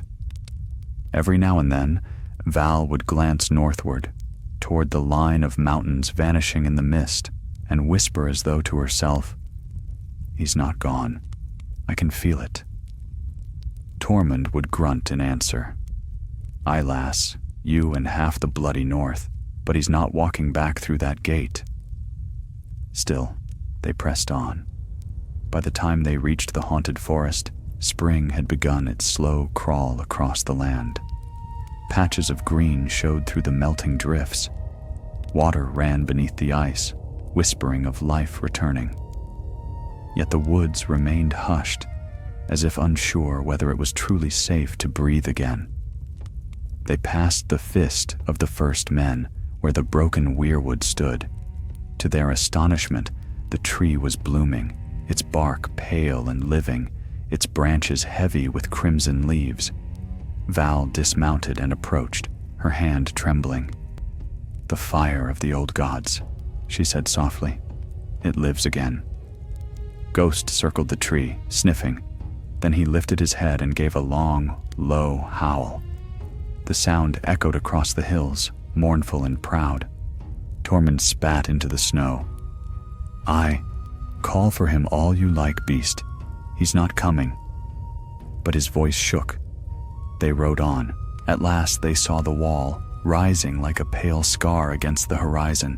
Its surface glimmered beneath the sun, alive with melting streams. When they reached Castle Black, horns sounded from the ramparts. The gate opened to reveal the Black Brothers, thin, weary men who gaped at the sight of the returning company. "Jon Snow," one of them cried. Val's eyes lowered. "He fell," she said, "in the far north, but the storm is over." Word spread through the castle like fire. Jon Snow, Lord Commander once dead and returned, had vanished beyond the world's edge. Men whispered that he had gone to fight the heart of winter itself, and that in doing so, he had broken its power. By nightfall, the brothers filled the hall with quiet awe. Even the wildlings who lingered near the wall lifted their cups in silence when Val spoke his name. "He gave us back the dawn," she said simply. Tormund drank deep. "Aye, and left us with too much work for one lifetime." But as the fire burned low and the hall grew quiet, Val slipped outside. Ghost waited at the gate, his eyes red as coals. The direwolf stood facing north, the wind rifling through his fur. She knelt beside him and rested her hand upon his neck. "If he still walks out there, watch over him." Ghost gave a soft sound, almost a sigh. Then he turned and vanished into the dark beyond the wall. After that night, the direwolf was never seen again. Spring came slowly to the north. The snow receded, and with it, the fear that had ruled men's hearts. Crops sprouted in the shadow of Winterfell's walls, rivers thawed, and the songs of the living replaced the silence of the dead. Yet the tales of Jon Snow spread faster than the thaw. The free folk called him the Last Watcher, saying he had taken the darkness into himself so others might live in the light. The Black Brothers spoke of him as a legend already, half man, half myth. Even in Winterfell, the story reached the Queen in the north. Sansa Stark read the raven's message in the godswood beneath the heart tree. For a long time she said nothing, only let the cold wind move through her hair. When at last she spoke, it was to the air. "You never were one for thrones, brother. You chose the wall over crowns, and the wild over peace. But if you've truly found rest beyond the snow, then perhaps you've found more than any of us." She left the letter upon the roots of the tree. When she looked back once more, she thought she saw a shape in the distance, tall, dark, and cloaked, before it faded into the light. Far beyond the wall, where the sun rarely reached, a lone figure walked across the white plain. His cloak was gone, his armor rimed with frost, yet he moved with purpose, neither weary nor lost. Around him the snow stirred, not hostile now, but watchful. The air shimmered faintly where he passed, as though the world itself knew his name. Jon Snow paused upon a rise and looked east, toward a horizon that glowed faintly gold. Ghost's howl echoed faintly somewhere far away, carried by the wind. He smiled, a small, quiet thing, and continued on. Each step left no print behind. In the distance, the faintest outline of a tree rose from the plain, its branches aflame with red leaves. He walked toward it, hand resting on the hilt of Longclaw. The blade shimmered faintly, alive with light. When he reached the tree, he laid his hand upon its bark. Warmth pulsed beneath the surface, and a voice like wind through leaves whispered, "The balance endures." Jon closed his eyes. "Then my watch continues." He turned his gaze northward once more, toward the endless snow, the sleeping storms, and the far horizon that glimmered like glass. The air was neither cold nor warm, but something between. And as he walked into that vast, quiet light, the line between man and myth blurred forever. They would say in the years that followed that the wall never fell again. The winters came, as they always had, but never with the same hunger. The dead no longer walked, though sometimes on the longest nights, The rangers of the watch swore they heard a wolf's cry carried from the farthest north, a cry that spoke not of death, but of guardianship. And when the wind rose from the frozen wastes, it seemed to whisper his name through the ice and snow. Jon Snow, the man who had walked beyond death, the man who made peace between fire and frost, the man who became the memory of winter itself. Years passed, and with them the great silence of peace settled across the north. The seasons turned again, though slower than before. Spring melted into summer, and summer lingered long, as though the world itself feared to call winter back. Yet every man and woman in the north knew that it would come. It always did. In Winterfell, the heart tree flourished. Its red leaves never faded, and its white bark gleamed even beneath the snow. The small folk said the old gods had been awakened anew, that their roots drank from some power left sleeping beneath the earth. Queen Sansa ruled from the great hall, her banners of the direwolf fluttering above the battlements. She was wise and patient, a ruler shaped by storms and sorrow. Though peace reigned, her eyes often turned northward. She never forgot the brother who had vanished into the snow. One night, as the wind howled through the towers, Maester Colren found her alone in the Godswood. She stood before the weirwood, the candle in her hand guttering in the cold air. "My queen," he said softly, "the hour grows late. The fire in the hall burns low." Sansa did not turn. "Do you hear it, Maester? The wind. It carries a sound, like a wolf's cry, faint and far away." The old man tilted his head. "The wind plays tricks, your grace. The forests echo. The past often speaks in such voices." "Perhaps," she said. "But sometimes I think he's still out there, watching, keeping the cold at bay."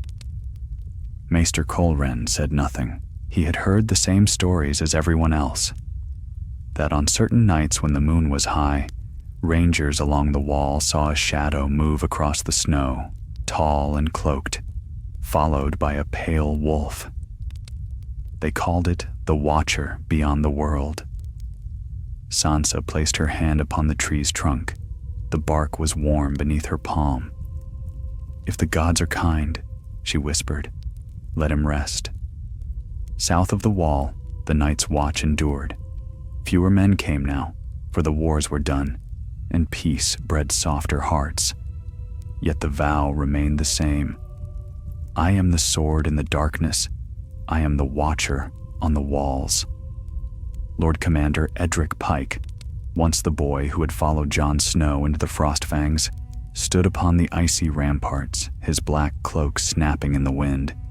He was older now, his beard streaked with gray, his eyes hard as flint. The wall had changed. Its surface shimmered faintly, as if touched by unseen fire. It no longer wept or cracked beneath the sun. Some said the wall had become alive, bound to the magic Jon had carried into the north. Edric turned as a horn sounded below.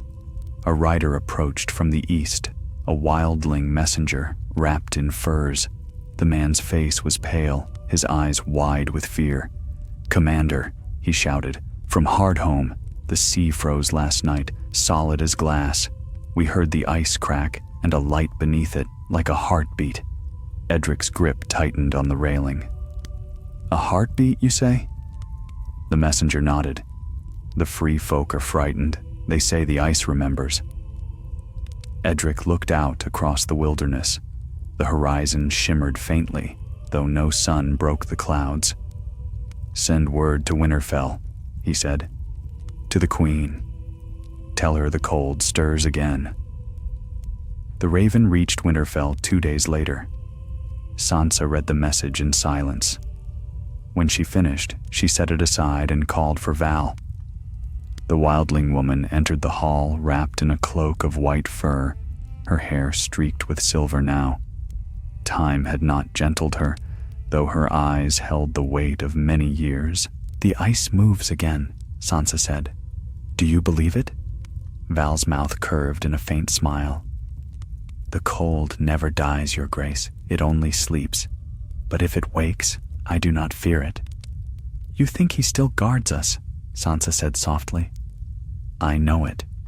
She placed a hand upon her heart. "When I close my eyes, I feel him, like the warmth of a fire that never fades. The dead may rise again, the storms may come, but Jon Snow will be there. He is part of the North now, its blood, its soul." Sansa nodded slowly. "Then the world may endure a little longer." That night, the Queen dreamed. She stood in a field of snow stretching to the edge of sight.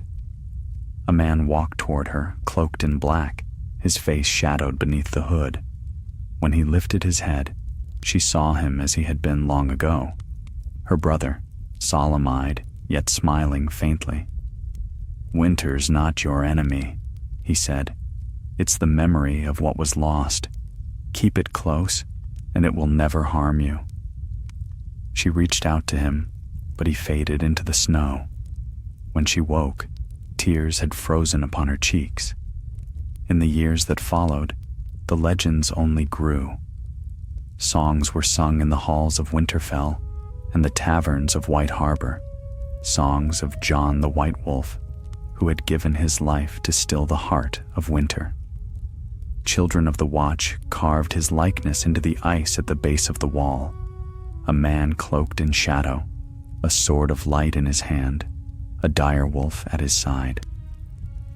They said when the wind howled through those carvings, it carried a whisper, words too faint to understand, yet filled with peace.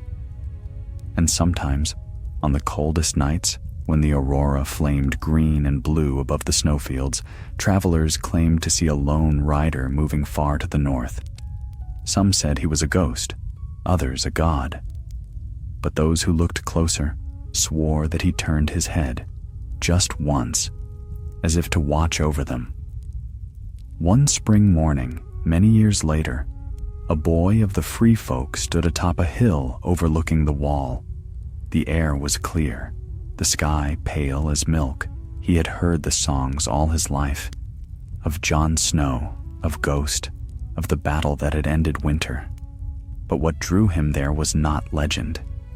It was the sound, a faint, steady rhythm that came from deep within the earth, a heartbeat.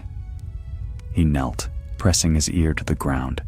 The pulse was there, faint but real, not of menace, but of life, of balance. The boy smiled and whispered, "The cold remembers." Then he turned and ran back toward his village, eager to tell the tale anew, to add his voice to the endless song. Far to the north, where no man walked, the snow danced beneath a rising wind. The plains shimmered faintly with light, and for an instant, the shape of a wolf appeared in the drifting frost, eyes glowing red.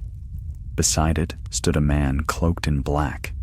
Jon Snow looked out across the world he had saved, his breath a mist upon the air. The cold heart was gone, its power stilled, yet its rhythm echoed within him still. He sheathed Longclaw and placed his hand upon Ghost's neck. "It's time," he murmured. The direwolf gave a low growl, and together they walked into the horizon, where the snow met the dawn. The wind followed them, whispering through the frozen wastes like a lullaby. And though the world of men would grow and change, though thrones would rise and crumble, the North would remember, forever, the man who had walked into the storm and never returned. The man who had bound the cold with his own heart. The man whose name the snow still spoke when the night grew long. Jon Snow. A generation passed, and the world forgot its fear. The winters had been kind, short, bright seasons that brought snow, but not death. The tales of ice demons and walking corpses faded into storybooks, spoken by firesides to frighten children who no longer believed that such monsters had ever walked the earth. Yet the North remembered. The wall still stood, though no longer manned by many, The Night's Watch was little more than a name now. Black brothers who tended ravens, kept records, and swore vows to guard against threats that no longer came.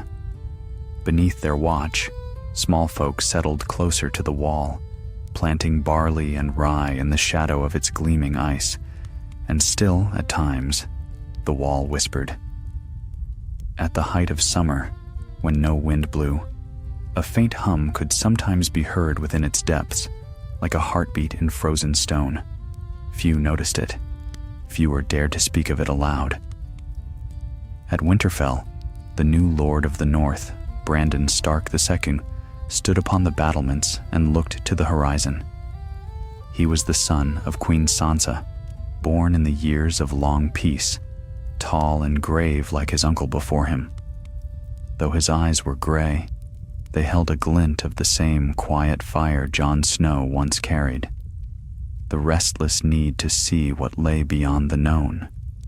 His mother's hair had turned silver, but she still ruled wisely, her presence commanding even now. In the great hall, she often warned the lords of the North that peace could not be trusted, that memory must be kept sharp as a blade. Most smiled politely, thinking her cautious heart the mark of age. But Brandon listened.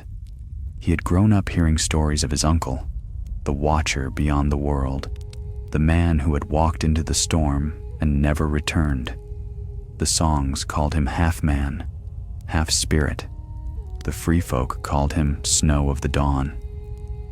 And sometimes, when the night grew cold, Brandon dreamt of a shadow moving across the snow, a wolf's howl echoing through his sleep. It began, as all things do, with whispers. Travelers from the eastern coast came to Winterfell bearing strange tales, seals washing ashore frozen solid, the sea itself hardening into thin sheets of glass. Then came word from Hardhome. The ice upon the water no longer melted, even beneath the sun. Sansa called her council. "It is only winter," Lord Manderley said. "The seas freeze sometimes, as they did in my grandsire's day." But the queen shook her head. "The ice does not sleep forever. My brother once fought to still it, but balance is not a thing that lasts. If the seas freeze again, something beneath them stirs." Lord Manderley frowned. "You would have us raise armies against the wind?" "No," she said. "I would have my son see for himself." That night, she found Brandon in the Godswood. He knelt before the heart tree, head bowed, a prayer unspoken on his lips. "You heard," she said. He nodded. "You want me to go north?" "I want you to remember what others have forgotten." He looked up at her then. "And if I do not return?" Sansa smiled sadly. "Then I will know you found the truth." Brandon rode from Winterfell with a small company. 5 men sworn to him, 2 wildling guides, and 1 black-cloaked brother of the Watch sent by Edric's heir. They passed the Wolfswood, the Frostfangs, and the long stretch of pale plains that once ran red with battle. Everywhere they went, the air felt colder than it should have been. Rivers that had never frozen before gleamed like mirrors. Birds fell silent when they passed. At the wall, they were met by Sir Rowan Pike, grandson of Edric, and now Lord Commander in name, though few were left to command. He greeted Brandon solemnly. "Your uncle's name still guards this place," Rowan said. "No shadow dares pass these gates." "Then why does the sea freeze?" Brandon asked. The Lord Commander hesitated. "Because shadows are patient, my lord. They wait for men to grow comfortable." That night, as the fires burned low, Brandon climbed to the top of the wall. The moon hung vast and silver above him, and the world below glowed faintly white. In the far north, he saw something that made his heart falter. A light, faint, pulsing, deep within the horizon of snow. It glowed with the rhythm of a heartbeat. He called to Rowan. "Do you see it?" The older man squinted into the distance. Aye, it's been there for 3 nights now. We thought it a trick of the sky. It isn't, Brandon said. It's calling. At dawn, they crossed the wall. The wildlings called the land beyond cursed. The snow there fell heavier, older. Yet the deeper they went, the clearer the sky became, as if the storm itself bent around them. Brandon felt a strange calm settle over him, though the air was thick with frost. On the 4th day, they reached the edge of the frozen sea. It stretched endless and still, gleaming beneath the sun like a mirror. Beneath the ice, faint shapes shifted, currents, shadows, or perhaps something else. One of the wildlings knelt and pressed his ear to the surface. His eyes widened. It breathes, he whispered. The sea, it breathes. A tremor rippled through the ice. The horses reared, snorting. Brandon steadied his mount and looked north. The heartbeat came again, stronger now. Jon Snow, he said quietly, though he did not know why. The name carried on the wind like a prayer. And then the ice cracked. The sea split with a sound like thunder. From the depths rose a column of light, blue and white, spiraling into the sky. The company scattered, shouting, but Brandon remained astride his horse, staring upward in awe. A shape moved within the light, tall, cloaked, walking upon the water as though it were stone. The wind fell silent. "Who goes there?" Brandon shouted. The figure halted. Its voice came faint but clear, like the echo of memory. "The bridge endures." The light faded. The figure was gone. When Brandon turned, he found the others staring, pale as ghosts. "You saw him," one of them breathed. "The Watcher." Brandon's heart pounded. "We return to Winterfell," he said. "The balance trembles again." By the time they reached the castle, the ice had spread further south. The rivers froze solid. The sea's edge crept inland. The maesters wrote of strange lights seen in the north, of whispers carried on the wind. Sansa met her son in the hall. He knelt before her, and when he lifted his head, his eyes were gray no longer but flecked with faint blue, as if winter itself had brushed them. "You saw him," she said softly. Brandon nodded. "Not as a ghost, as a guardian. He keeps the cold at rest, but his strength wanes. The world forgets, and forgetting weakens him." Sansa's hands trembled. "Then we must remember." He rose, gazing toward the open gates where snow drifted in. "It is not enough. The North must stand watch again, not against war or men, but against the fading of memory. If the world forgets him, the cold will return." That night, he carved a new oath into the wall of the great hall, beside the old words of the Starks.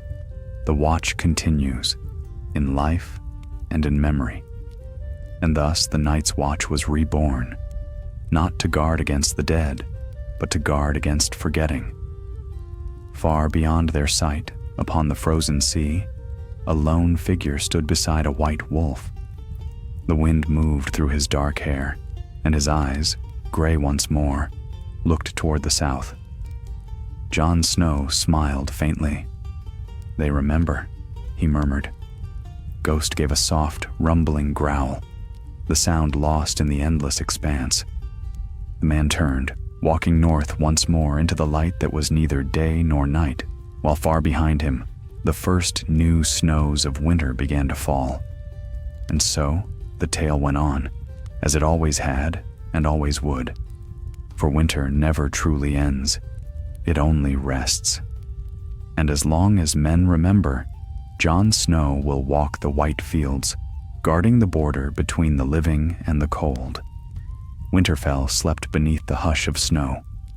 The banners of the direwolf stirred faintly in the cold wind, and the fires within the great hall burned low, their light flickering upon the stone walls that had endured 1,000 storms.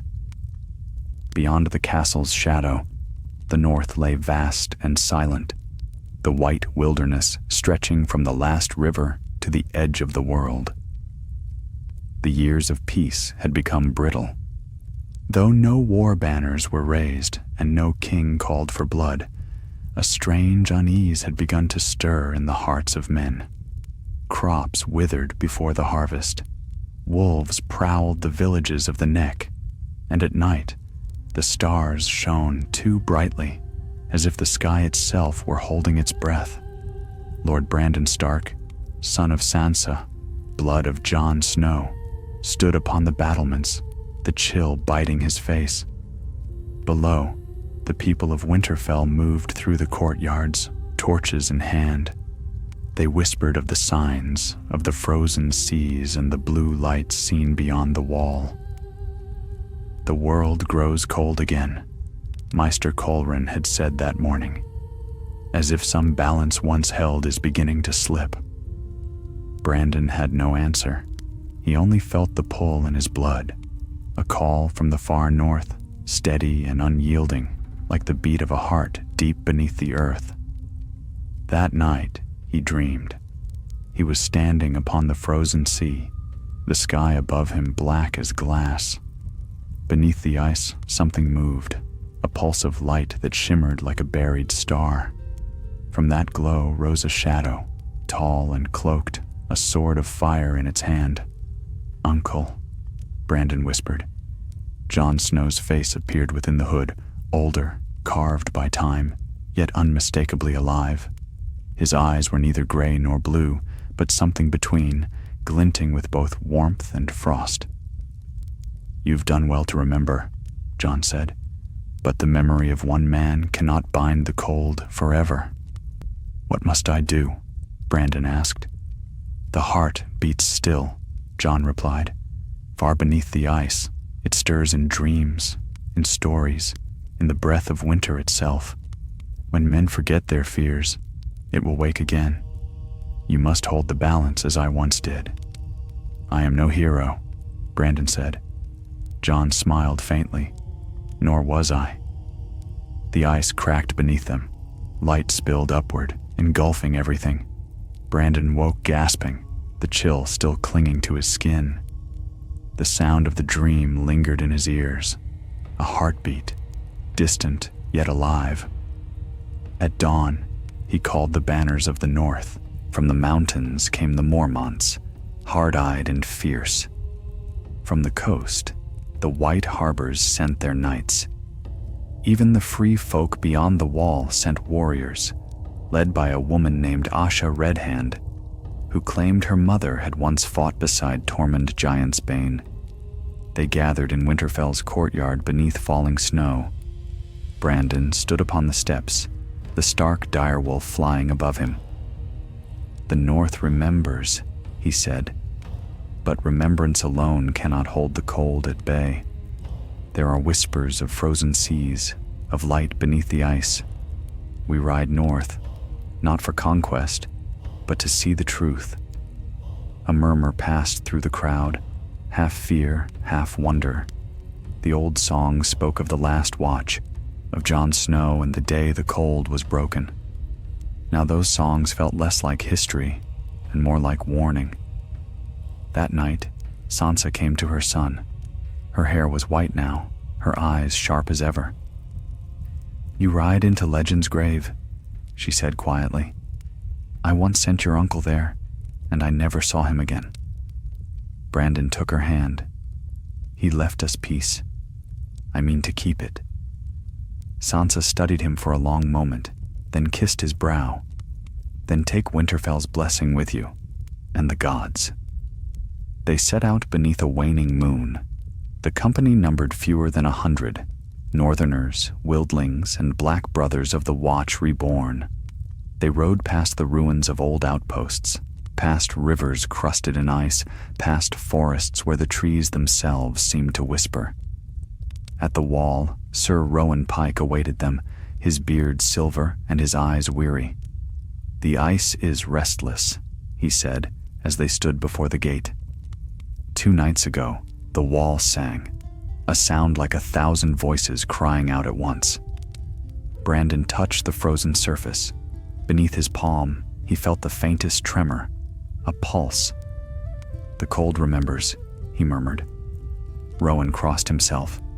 "If the cold remembers, my lord, let us hope it remembers mercy." The gates opened with a groan. The company rode through. Beyond the wall, winter had never left. The land lay buried under an endless veil of snow. The air was sharp and still, and each sound carried far. The crunch of hooves, the creak of leather, the soft breathing of men who dared not speak. On the third day, the aurora appeared, great ribbons of green and blue unfurling across the sky. The wildlings bowed their heads. "She watches," Asha Redhand whispered. "Who?" Brandon asked. "The one who broke the Night King, the White Wolf, she who guided him." "Val," Brandon said softly. Asha nodded. Her spirit walked still, north of the Frostfangs. They pressed on. At last, they reached the edge of the frozen sea. It stretched out before them, smooth and black, the horizon gleaming faintly. In the distance, the ice rose into strange shapes, towers, arches, and spires of translucent blue, as though a city slept beneath the frost. Brandon dismounted and walked to the water's edge. The ice was warm beneath his boots. Light pulsed faintly within it. "Uncle," he whispered. The air grew still. Then, slowly, the ice began to crack. Lines of light spread outward in all directions, forming a vast circle around them. The pulse quickened. The company shouted, drawing weapons, but no enemy came. The light rose higher, spinning like a storm of color. From within that storm, a figure stepped forth. It was Jon Snow, unchanged, his cloak billowing in the wind. Ghost walked beside him, fur glowing like moonlight. The company fell silent. Brandon sank to his knees. "My lord." Jon's gaze swept over them, calm, sorrowful. "You should not have come." "The cold wakes again," Brandon said. "We felt it." "It cannot be destroyed," Jon replied. "Only balanced. My strength fades. The world forgets the old ways. The gods sleep. The fires die. Then teach us," Brandon pleaded. "Show us how to keep it." Jon's expression softened. "You already know. Remember? Honor. Sacrifice. These are the fires that hold the dark at bay." The light around him dimmed. He reached forward and placed his hand upon Brandon's brow. "The balance must endure. Now it is yours." Pain seared through Brandon's mind, cold and fire mingling, burning and freezing as one. He saw visions, the children shaping ice into life, the first men swearing oaths in blood, his uncle standing before the frozen heart. Then the light vanished. Jon Snow was gone. Brandon collapsed into the snow, gasping. When he looked up, the ice was whole again. The company stood in silence, staring. Asha Redhand crossed herself. Was it truly him? Brandon rose slowly. His eyes now glimmered faintly blue, but his breath steamed warm in the air. "It was more than him," he said. "It was the North itself." When they returned to Winterfell, the snows melted within days. The rivers ran freely again. The northern lights faded from the sky. Sansa wept when she saw her son's face. "You carry it now," she said. "The burden." Brandon nodded. "The gift." That night, he stood before the heart tree. The leaves whispered softly in the wind. "The cold remembers," he said, "and so will we." And in the far north, beneath the endless stars, a wolf's howl rose across the plains, neither mournful nor fierce, but proud, echoing through the silence of eternity. Some said it was the wind, others said it was a ghost, but those who knew the old songs whispered that the white wolf still walked the frost, guarding the balance between fire and ice, forever the bridge, forever the watcher beyond the world. The North was never meant to forget. Though peace had returned, and the long winters no longer carried the terror of death. The memory of cold still clung to the land, buried deep in the roots of the weirwoods and whispered through the frost. And so, while the rest of Westeros turned to rebuilding and rule, the people of the north kept their fires burning long into the night, not from need, but from reverence. Years passed since Brandon Stark's journey to the frozen sea. His hair had turned the color of winter wheat, and the old strength of the Starks had returned to Winterfell. Yet behind his calm eyes glimmered something not entirely mortal, a faint light like the reflection of ice in the moon. Some nights, when he stood in the godswood, the branches of the heart tree bowed toward him, as if stirred by an unseen wind. He had seen his uncle. He had felt the cold that still lingered beyond the edge of the world. But no one else had. To most, Jon Snow was legend now, neither living nor dead, but a figure of myth who had bound winter with his will. Even so, there were signs that something ancient stirred again. The ravens began to speak in strange voices, repeating words they had never been taught. "He walks," they croaked. "He walks."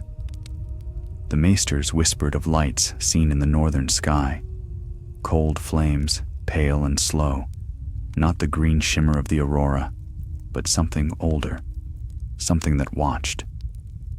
Fishermen along the shivering sea found their nets heavy with shards of blue ice that never melted, no matter how close they were held to the fire. At first, Brandon believed it was memory. But memory, he knew, did not move the air or darken the sun.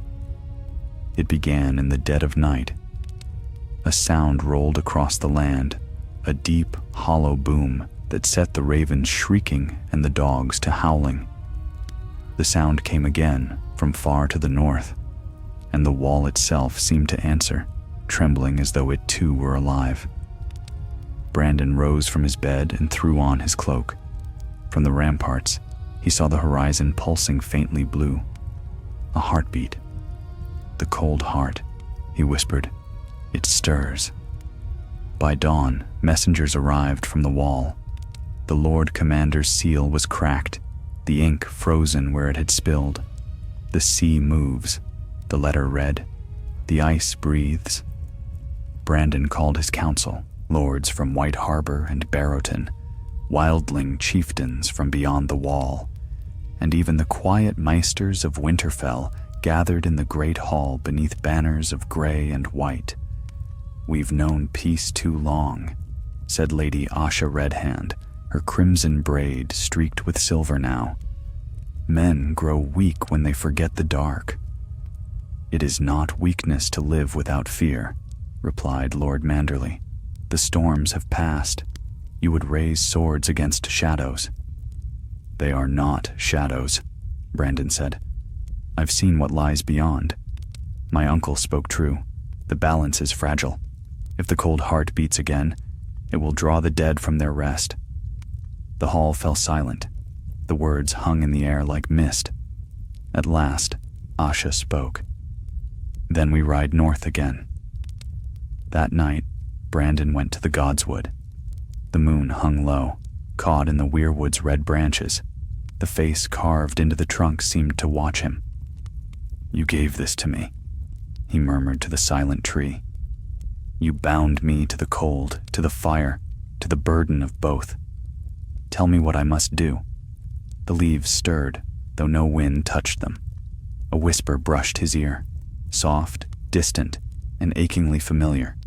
"Remember the bridge." He turned, but no one stood there, only the snow glowing faintly beneath the moon. They set out at dawn, the northern banners flapping in the wind, gray direwolves, white bears, black crows, and the fiery sun of the wildlings. The company was smaller than before, but every man and woman who rode north did so willingly. Some sought glory, some vengeance, some merely understanding. As they crossed the frozen rivers, the air grew heavy. The wind ceased to howl. Even the snow fell soundlessly. The further they rode, the more the world seemed to forget color, fading into shades of white and gray. By the 5th day, they reached the wall. The Black Brothers stood watch upon its summit, their faces pale with fear. "It sings again," said the Lord Commander, bowing before Brandon. "Every night we hear it, the hum of the ice. Sometimes we think we see shadows moving within it." Brandon laid his palm against the wall. It was warm. He closed his eyes and heard it. Not a hum, but a pulse. Slow, steady, alive. The cold heart. He opened his eyes and met the commander's gaze. "You will hold this wall until my return. Whatever comes, you do not abandon it." The man nodded, though his eyes were filled with dread. Beyond the wall, the sky glowed faintly with pale light. The company moved through forests of frozen birch and over rivers turned to glass. At night, they made camp within the ruins of the Fist of the First Men. The wind there whispered through the stones like speech, though none dared listen long. On the 6th night, Asha woke to find Brandon standing alone on the ridge. His breath steamed in the moonlight, his eyes reflecting the faint shimmer of blue. "What do you see?" she asked. "Dreams," he said softly. "Dreams buried in ice." He pointed north. "There." On the horizon, a tower of light rose into the sky, thin, white, and endless, the Cold Heart's beacon. They reached it 3 days later. It stood where the sea met the frost, a spire of ice taller than any wall of men, its surface clear as crystal. Within, light pulsed faintly, the rhythm of a living heart. Brandon stepped forward. The others hung back, their faces pale. As his hand touched the ice, the pulse quickened. The air shivered. Then, from within the spire, a voice spoke, not one, but many, a chorus of whispers bound together. The bridge endures. The ground trembled. Cracks raced through the ice, spreading outward in great webs. From the fissures rose figures, tall and spectral, neither living nor dead. Their eyes glowed faintly blue, yet there was no malice in their gaze. Asha raised her sword. "The walkers." "No," Brandon said. "Not walkers. Guardians." The spirits knelt before him, their forms rippling like smoke. One reached out a hand of frost and touched his chest. The mark there flared with light. Brandon gasped as images flooded his mind.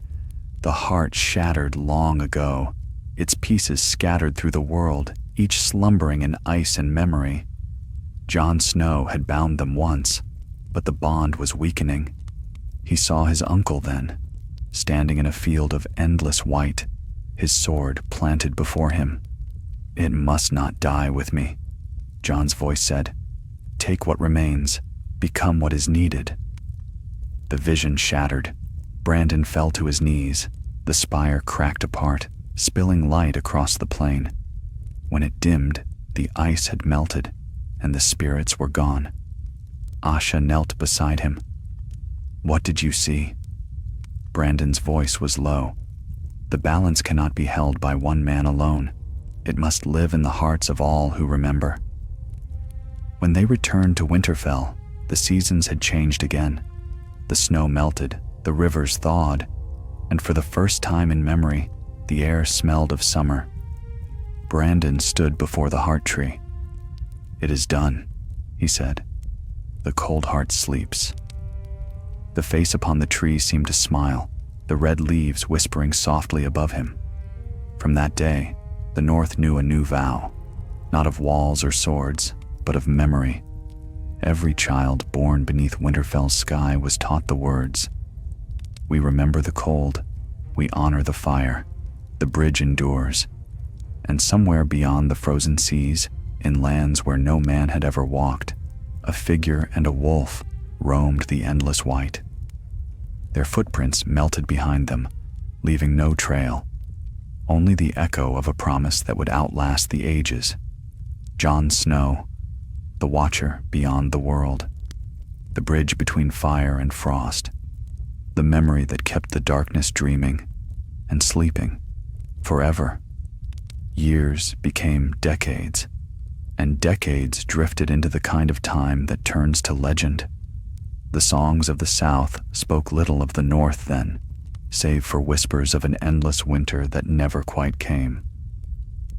The realm was prosperous, its kings more concerned with coin than crowns of ice, but north of the neck, in the shadow of the wall, men still remembered.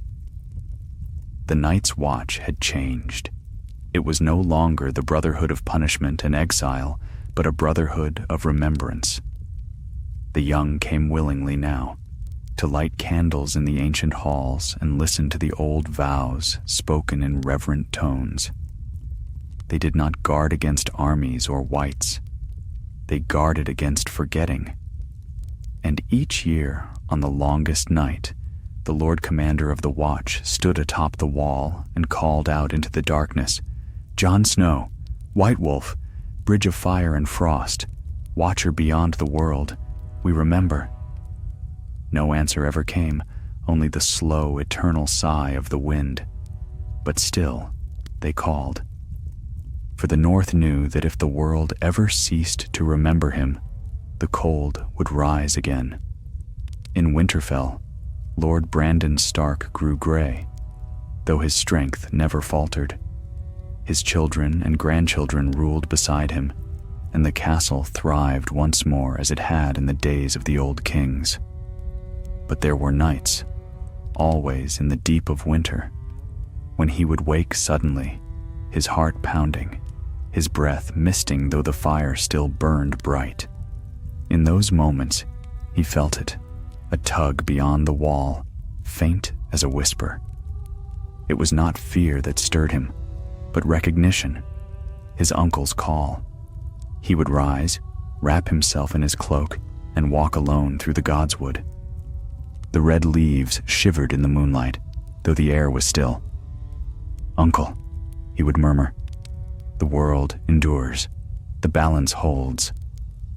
And always, from somewhere far beyond hearing, came the faintest reply, a voice like snow falling upon stone. Good, it was enough. But peace, even when tended carefully, is a fragile thing. One year, a summer longer and hotter than any before swept across Westeros. Crops withered, rivers shrank. The wall itself began to weep again, thin streams of water running down its surface like tears. The Meisters called it nothing more than heat. The common folk whispered that the gods were angry. Yet in the far north, where the frost never truly died, the wise felt something older stirring beneath the soil. A hunter of the free folk found the first sign. He came running to Castle Black, wild-eyed, half-frozen despite the warmth. "They're walking," he gasped. "The dead. I saw them. Not many, but enough." The Black brothers laughed at first, thinking him drunk or mad. But when they followed him north, they found what he spoke of, a ring of corpses encased in ice, kneeling around a single weirwood sapling whose leaves were black as coal. Brandon came as soon as the word reached him. The journey was slow, his hair was white now, and the chill of his years clung to him. Yet when he stood before the ring of frozen dead, he felt young again. The air thrummed with power. The sapling whispered to him, not with words, but with longing. He touched it, and in an instant, his vision filled with light. He saw Jon Snow again, standing upon an endless plain of frost, his cloak torn, ghost at his side. The wolf's eyes burned red, and Jon's own glimmered pale, filled with sorrow. "The world forgets," his uncle's voice said, "and so the cold remembers." Brandon staggered back, gasping. The brothers caught him, their faces pale. "What did you see, my lord?" one asked. "The beginning," Brandon whispered, "and perhaps the end." When night fell, they made camp near the sapling. The air grew colder by the hour, and the sky darkened not with clouds, but with light, ribbons of green and white that shimmered like water. "The aurora," said a young brother in awe. "It's beautiful." "It's warning us," Brandon replied. At the edge of the camp, a single figure stood in the snow, half hidden by shadow. It was a woman cloaked in white, her hair long and pale as frost. She looked at Brandon with eyes neither living nor dead.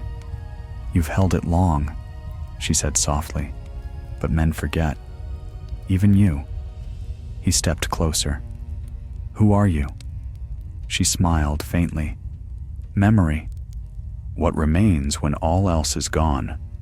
Her form flickered, as though made of mist. The cold heart beats again. The world turns as it always does, and soon the bridge must rise once more. "John?" Brandon breathed. "Is he?" But she was gone, and the snow fell silent once more. The following morning, the horizon glowed faintly blue. The watchman saw it first, an unbroken line of light stretching across the farthest ice, the color of winter magic. Brandon stood watching, his cloak drawn tight. "He's calling me," he said quietly. "No, my lord," the commander begged. "You can't go again. You'll never return." Brandon looked northward. "That is the price of the bridge. It always has been." He mounted his horse. Behind him, only a few followed. Old warriors, the last of the true watch, and a handful of wildlings whose blood remembered the old ways. As they rode, the light grew brighter, pulsing like a heartbeat. The air itself seemed to hum, alive with unseen power. At last, they came to the frozen sea. The water was still and black, the ice rising and falling with slow, immense breaths. From its depths, faint shapes moved, vast, indistinct, ancient. Brandon dismounted. He turned to his companions.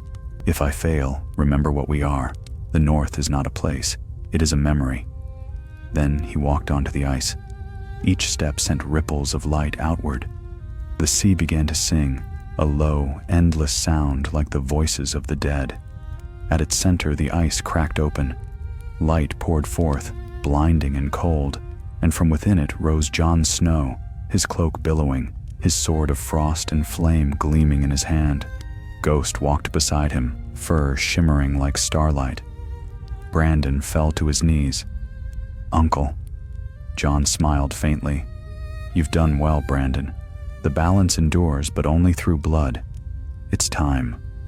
Brandon bowed his head. "I understand." He lifted his hands, and Jon placed the hilt of Longclaw within them. The blade burned with pale fire. "Keep it," Jon said.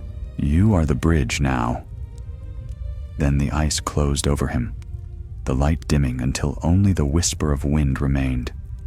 When Brandon rose, his hair glowed faintly white, his eyes bright with the same shimmer that once lived in Jon Snow's. He turned to his followers. "The watch continues," he said, "and so shall we."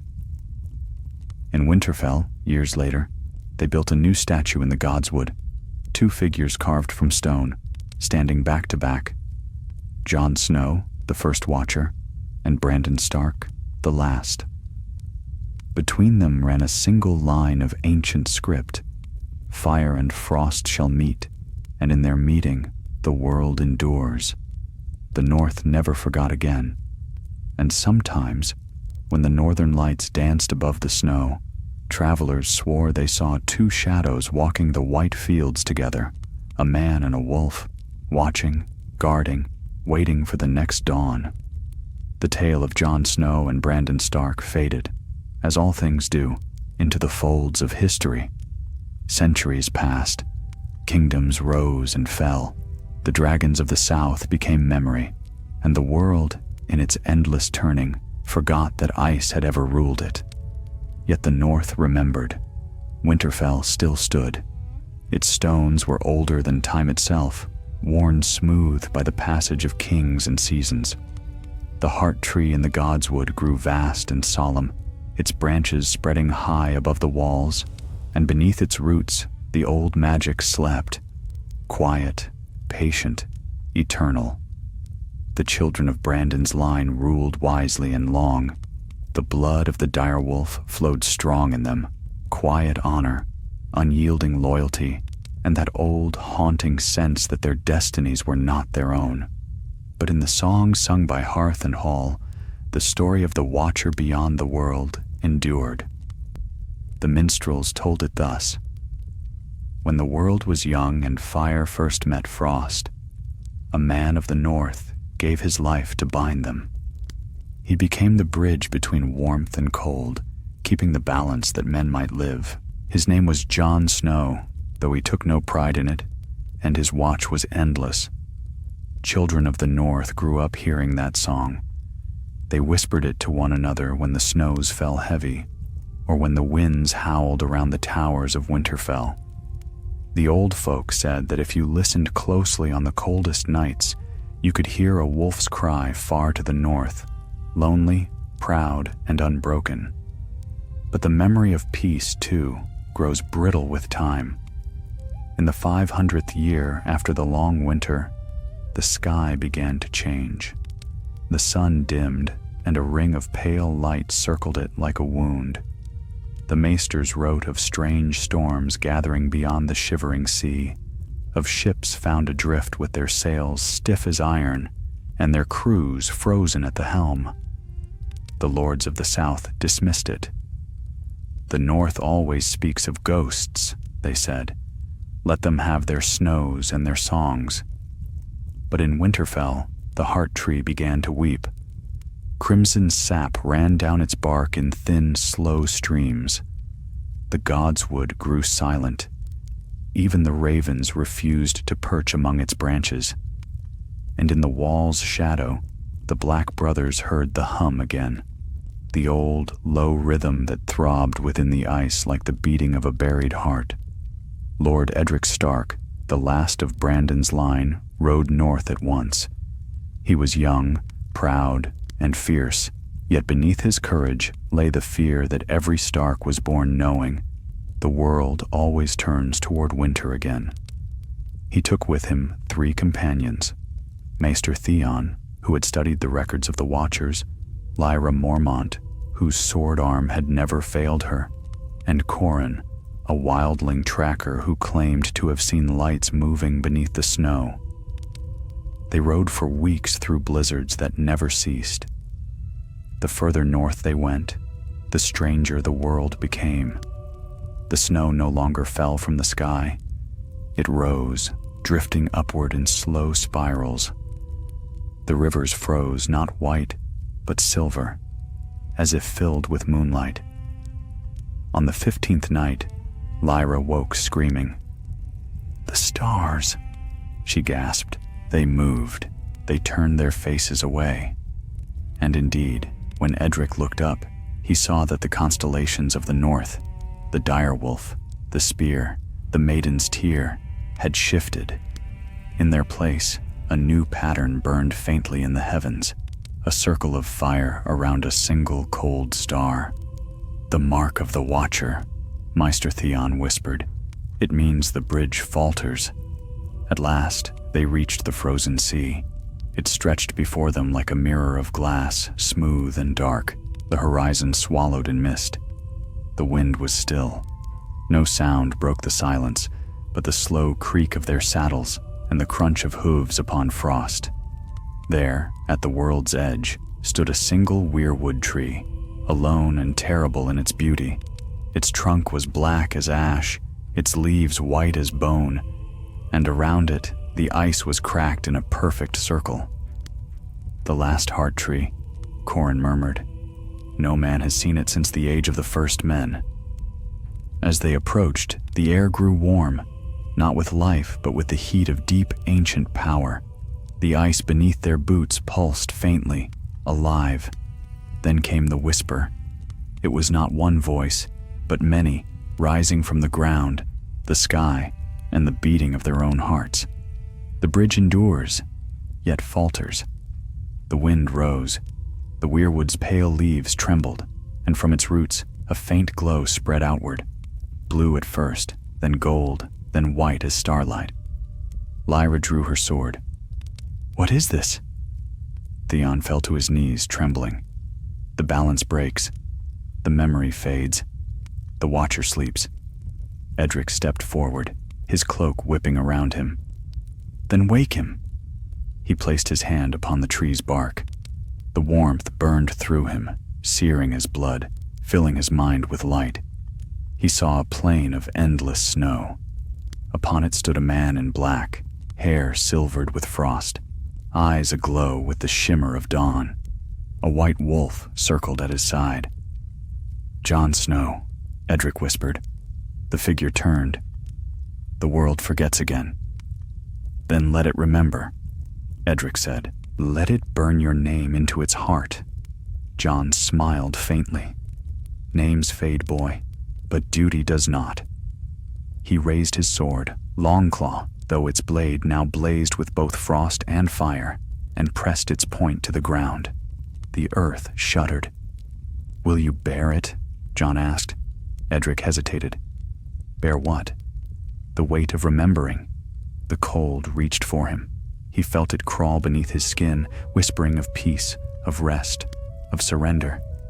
Yet beneath it burned the spark of every Stark before him: honor, duty, love. He took the blade. Light burst outward, blinding and pure. The ice cracked, the weirwood shone, and the sea itself groaned as if the world's bones were shifting. When the glow faded, Jon Snow was gone. Edric stood alone, the sword in his hand still warm. Its edge gleamed white as frost, yet its heart burned red. Behind him, the sea had frozen solid once more, still and silent. Lyra approached, awe in her eyes. "What did you do?" "I remembered," Edric said softly.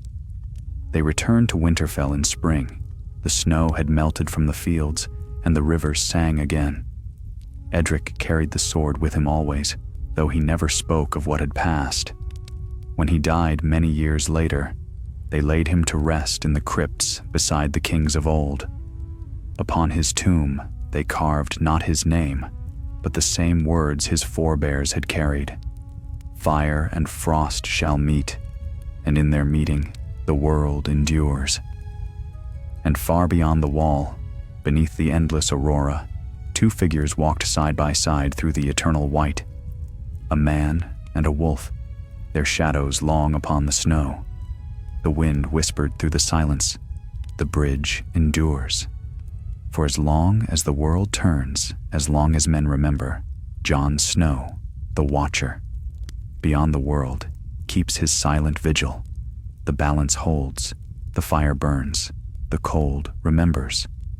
And so the story ends, as all stories of the North must, not with peace nor with victory, but with the endless watch beneath a sky of falling snow.